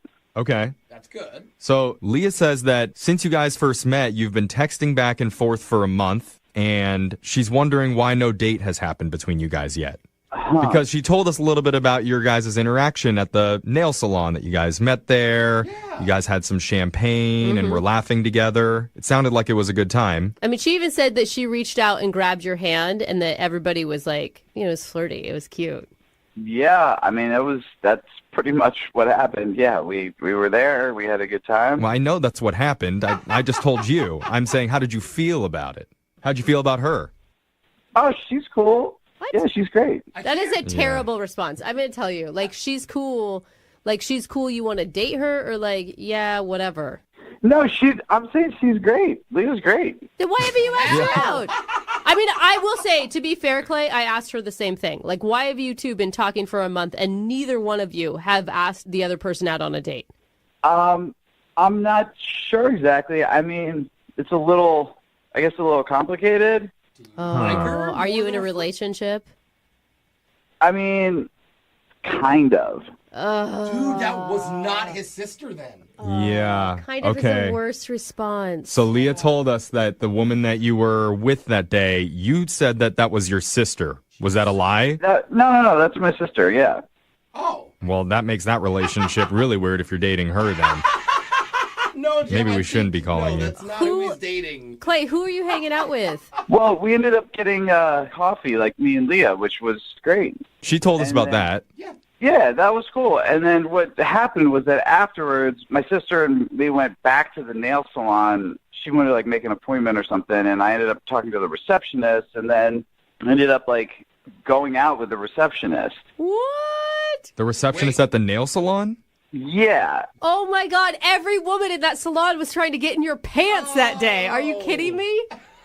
Well, I don't know about that. I just know I hooked up with the receptionist. Oh, my God. Oh, my God. You hooked up No with her? wonder you guys got free champagne that day. Dang. Wait, you, like, hooked up with her that day? Well, like we went out that night, which she invited me to a party or something, and then, I don't know, we've gone out a few times since, but like, the complicated part is that it's like, I mean, I'm not really that into it, but I'm getting like a 40% discount at the nail salon now. Bro, what do you need a discount for at a nail salon? The thing is, like, after I went to the salon for the first time, I realized that I'm super into it. Whoa, So wait, you're super into pedicures? You're sleeping with the receptionist to get a 40% discount on your pedicures. Well, I mean, you can put it like that. It's a good, like, bonus. So wait, are you even attracted to Leah then? Why are you texting her? Oh, no, Leah's great. I just felt weird because I'm, like, have this thing going with the receptionist now, and, I mean, yeah. So she's just like your back burner plan. No, I mean, I would love to, like, do something, honestly. Well, why haven't you if you want to do something? Well, because, like, I'm kind of, like, tied up with the situation, so... Come on, Clay. I will say, this comes off really shady. I'm just telling you guys the truth. What do you want from me? Well, why don't you tell her? Why don't you tell Leah? You've been talking to her for a month. She has been listening on the other line and heard everything that you said, Clay. What? Yeah. Leah, you there? I'm here. Oh, hey. I don't know what to say. I told you, you said enough. Don't worry. You said complicated, but plenty. I would like to go out again. What? What a coincidence. I would rather go out with my brother. Oh, what? Okay, wait. I mean, Leah, what are you mad about? Because he's not... I'm not even mad. I just think he's weird. And it's just too much. But he's wanted by many, many women. Like, maybe you have a weird foot fetish. Like, it's just... Whoa. Was that his first time? That's a big jump there, Leah. Maybe he has just a real big like for discounts. I mean, I understand that. He's got a money fetish. Yeah, or you're cheap. I mean, I don't know. It's too much. I don't appreciate you, like, saying all this about me because, I mean, I'm happy that I found something that I'm into. You don't know me that well, and this is, like, it's pretty cool. I agree. Yep, definitely agree with that. What do you agree with? That I definitely don't know him very well, and I think I know enough now, so I'm good. Oh, man. But why are you giving up on him? He said that he would like to go out with you. Yeah, I would like to go out again. Oh, I'm just looking at my calendar right now. I have, like, a lunch next Tuesday, like, for, like, a short lunch that we can do if you want to. That's all you can give her, Clay? I would wish that it could be more. I have a lot going on with work, and then I have, like, a bunch of these pedicures scheduled, and then, like, I've got, like, some dates with this girl lined up. It's just, like, I told you guys what's going on. It's just a lot. It's Do you crazy. go every day, Oh, my God, your feet are going to be raw. Well, they're actually very well taken care of right now, to be honest, and it's been a long time. Yeah, it sounds like it. But Leah, I mean, how about that? What if he stops seeing the receptionist and he gives up his 40% discount just to go out on a date Let's with not you? get crazy here. I didn't say I would do that. What? Okay. Oh my God. Okay, this is like an entirely lost cause. That's a lot of money saved. I'm sorry, I mean, the Leah. guy gets a 40% discount at a nail salon. That's not something to bat your eye at. No. I don't understand why we can't hang out a little bit. I mean, you know, the situation now, I'm getting a discount, I'm hanging out with that chick a little bit. We can still go out. Yeah, and he doesn't like her. He only wants the discount from her. There's no emotional connection. That is so messed up. He's emotionally connected to you. Oh, my God. But his feet are connected to the other woman. I don't know what to say. Well, Clay, I'd like to ask if you'd go on another date with Leah. We'll pay for it. Come on, Clay. You're into free stuff, Clay. It's going to be hard for you to pass up. I definitely would. All right. Tuesday at 11, does that work for everybody? Tuesday at 11, Leah. Come on. Yeah, I mean, that's a hard no for me. This is not for me. Yeah. Oh. Man. Well, in that case, I'd like to offer myself a date with Clay to go get pedicures together. Would you like to do that, Clay? Jeff, would you like to do that? That's a good point. I should ask myself. Yes. Jeff, are you interested? Yes, I am interested. Now, Clay, are you up for it? Wait, what? Yeah, exactly, Clay. Just say no and run this time, Clay. You know what, Clay? You missed your shot. You blew it. Enjoy your 40% discount alone. I don't understand. I've already been doing that. Moving 92.5. Brooke and Jubal's second date update. I know I've said this a lot, and I'm probably going to say it again. But today's second date update is one of the weirdest first date stories I've ever heard. How do they keep getting more strange? Yeah. And this one is not like crazy, like nothing, oh my God, wild happened. Just the dynamic of it is really weird. Ethan is on the phone with us right now. He wants to call Callie. Apparently they met in a language class. Ooh. What's up, Ethan? How are you? Hey guys, how's it going? Good. What sort of language were you learning when you met Callie? Spanish. Ooh. Nice. Cali is caliente. Oh. No? Get it? She's hot? All right. I don't know if they got to that chapter yet. I wasn't a good student. Oh, okay. Yeah. He's like, I don't even know what that means. So you met this girl in your language class. What'd you like about her? Just she had great eyes, that kind of just like draw you in. She had a real kind of kind spirit too. Like she seemed like she was real just sweet. Did it take you back to high school where you tried to position yourself next to her at the start of every class? There was a weird disconnect where I was like back in this kind of awkward high school-esque crush. Yeah. You're like walking in there, finding someone who's weaker than you, shoving them over and stealing their seat just to show her that you can dominate somebody else. It was nice. I put some weight on since high school, so I was actually able to be a bully. Yeah, you're bullying people, stealing people's lunch money. Did you try to impress her with your language skills in the Spanish class?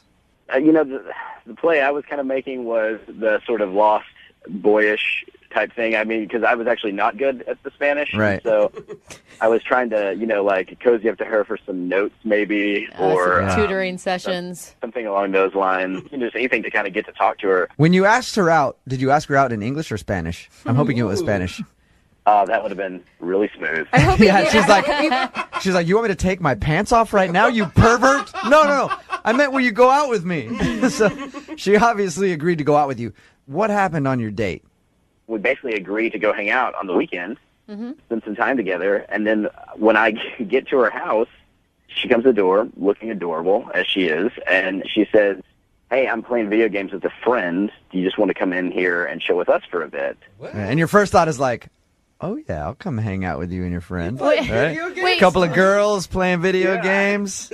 Actually, to be honest, my first initial thought was like, oh, I thought it was just going to be us today, but like, this is fine. And then my head definitely went to where your head just went. Like, I was like, this is going to happen. Yeah. Nice. You're like, this date suddenly got really good right off the bat. I'm guessing video games was not code word for anything. No.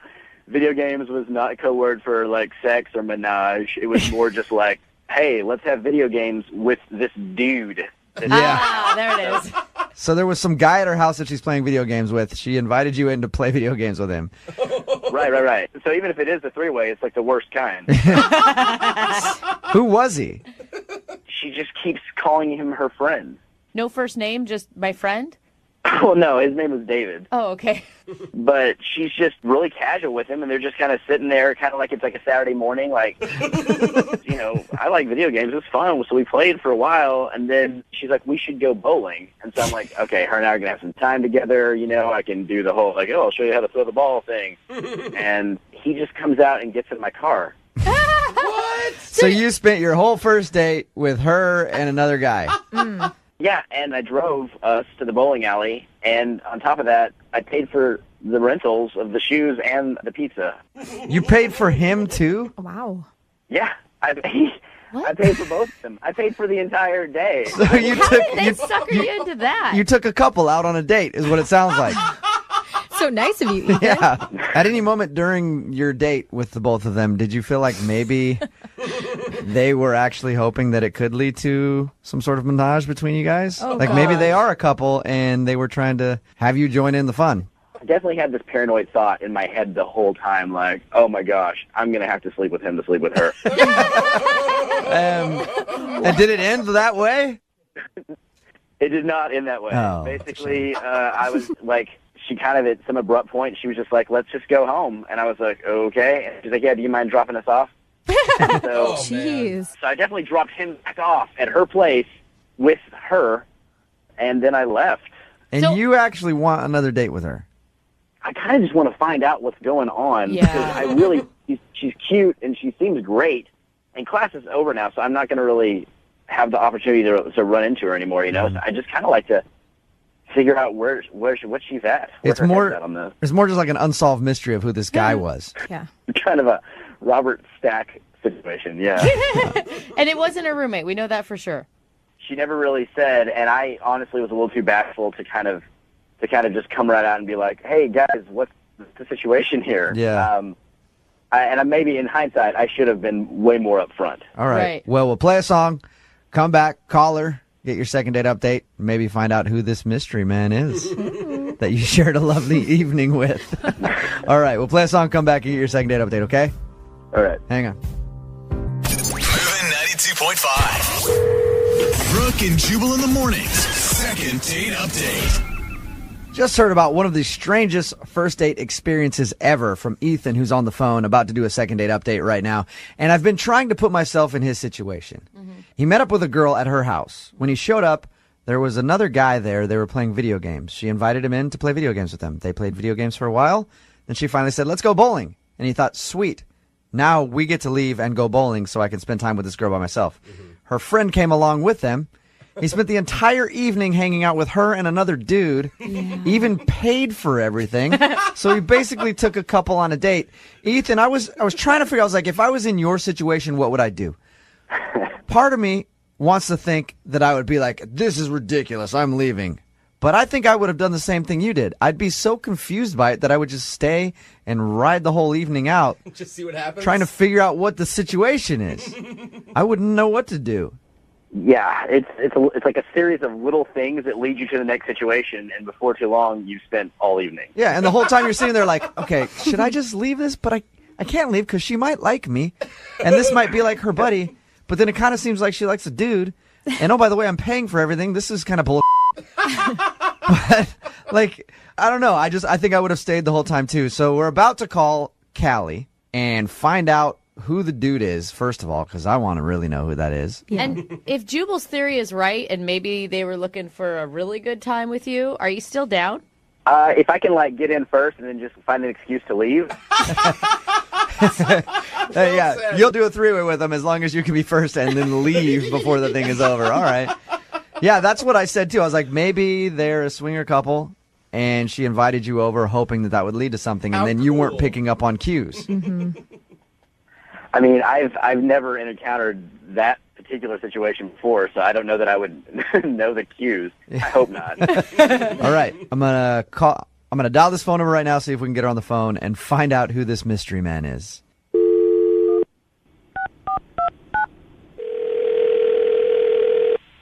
Hello? Hi, may I speak to Callie, please? This is she. Callie, how are you? This is Jubal from Brooke and Jubal in the Morning. Who? Jubal from Brooke and Jubal in the Morning? Morning radio show? I know the name. You've heard the name before? No, I know your name. I know who you are. Okay, sweet. Well, why are you calling me? What's going on? I'm calling you because you recently went out with one of our listeners. You went out with a guy named Ethan a little while ago. Do you remember meeting Ethan in your language class? No. Yeah. I mean, we didn't go out, but yeah. Okay, so you didn't go out on a date with Ethan? No, not yet. I think he's cute. What? You do, but you want to go out on a date with Ethan? We'll see. Wait, so he called you? He emailed us, actually, and he told us all about your date. Well, he told us all about hanging out with you. Mm-hmm. And it was kind of an odd little hangout session because he was thinking it was a date. Obviously, from your response, it wasn't a date. Everybody, though, wants to know who the dude was that was there hanging out. Yeah, it wasn't a date, and that was one of my best friends. That's my friend David. Oh, so there's nothing between you and David? No, he's been one of my best friends for 5 years. Really? So when he asked you to hang out, you just thought it was just for fun and that you guys were hanging out and your best friend could hang out too? Yeah, no, he just asked if we could hang out, so I invited him over. So he came over and hung out with us, and then we all went bowling, and I mean, they hung out, they were cool, which was good. I mean, that's really important. Yeah, totally. So you're not a swinger? And there's that. No, why? Oh, man. Callie, that was my theory, was that the dude was over there on purpose, and you were hoping that he and Ethan could get to know each other very well with you. No? Wait, who said that? I said that. Oh, okay. And I'm wrong? You're not a swinger? No, I'm definitely not a swinger, but I know some if you want me to give him your number. Well, right. Well, maybe we can talk later, Callie. All right, now. But you can see why I would ask the question, though.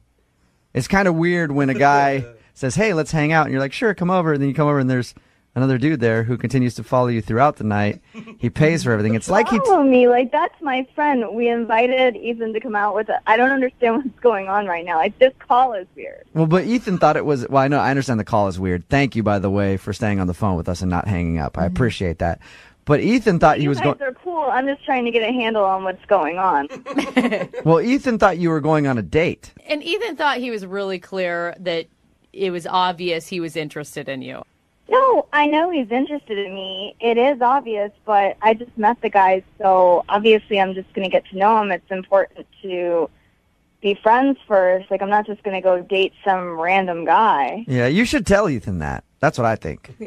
I haven't talked to him. I mean, I guess I will when I see him. He hasn't called. Callie, why don't we change the fact that you haven't talked to him? Because he's actually on the other line right now. What? Hola. Oh. Hey, Callie, how's it going? I'm not sure right now. Like, I just was a little I could not figure out what you were thinking because when I asked you if you wanted to hang out, and I know I should have said date, but I thought your response was like you were interested in me, and I show up, and then there's this guy there, David, who's like, I guess he's a nice guy, but I don't know, and mainly the fact that I had to pay for everything is like so. Wait a second. Why does this keep up about you having to pay for stuff? Like, you offered to pay. Did I tell you to pay? No. You were busy bowling and eating nachos and shoes that someone else, rented. It's just you're being weird. Like, if you wanted to know what I was thinking, why didn't you just ask me? I actually was interested in you, but you totally just ruined it. I know you think that I'm being a weirdo, but if being a weirdo can save me about, $40 to $50 every time I see you, I guess that's good. Wow. You're so cheap. Hey, Callie? I don't even know what to say right now because I was interested in you, and now you're just being immature. Well, I guess since I'm immature, it's okay for me to go ahead and say that you're being a gold-digging b****. Oh. Wow. Wow, this deteriorated fast, didn't it? I'm so sorry that $40 is a lot of money for you. Like, if it was, you shouldn't have offered to pay. Like, it's in such bad taste to then, come back later and talk about something that you paid for. It's pathetic. But Callie, I feel like you used Ethan to take you and your friend out for a good time. I don't think it's so. what it sounds like to me. No. If you let him pay for listening. everything. I actually was interested in him Okay. before this call. Did you ever offer to pay at all, or did he just go the whole time? Was Ethan like, "Oh, I'll take care of it. It's cool. I'm a cool guy. I'm Ethan. I'll just pay." I don't know. My grandma taught me right. I don't ever pay for anything when I'm with men. Like, that's All right. Okay, but that's just the way you were raised and how you do things. You don't pay for stuff. No, and I wouldn't expect to pay for anything if we ever went out on a first date, which will now never happen. I mean, Callie, David might be your friend, but it's not Ethan's friend, so he shouldn't have to pay. Why is he paying for him? Yeah, I don't know, Ethan. Why did you pay for everything? Because they just sat there with their hands out. All right, at this point, I would like to see if you two crazy kids would go out on a second date or a first date, whatever. Callie, it will comfort you to know that I will pay for it. Yeah. Will you go out with Ethan again? Hey, I have a lot more friends. If you want to pay for a party, I'm all for it. I can pay for a party with you and your friends. So, is that a no? You're not interested in going out with Ethan again? No, not at all. I'm sorry. I don't mean to joke, but it's really funny now. That's fine. Oh, so you don't want to go out with her, Ethan? No, I can't. I can't afford it. What about her friend Dave? Why is this guy getting screwed out of another date? Ethan, you want to go out with Dave again? No, it's over. Me and David are a thing of the past. This is the saddest second date update I've ever heard. I liked you guys together. Brooke and Jubal in the morning.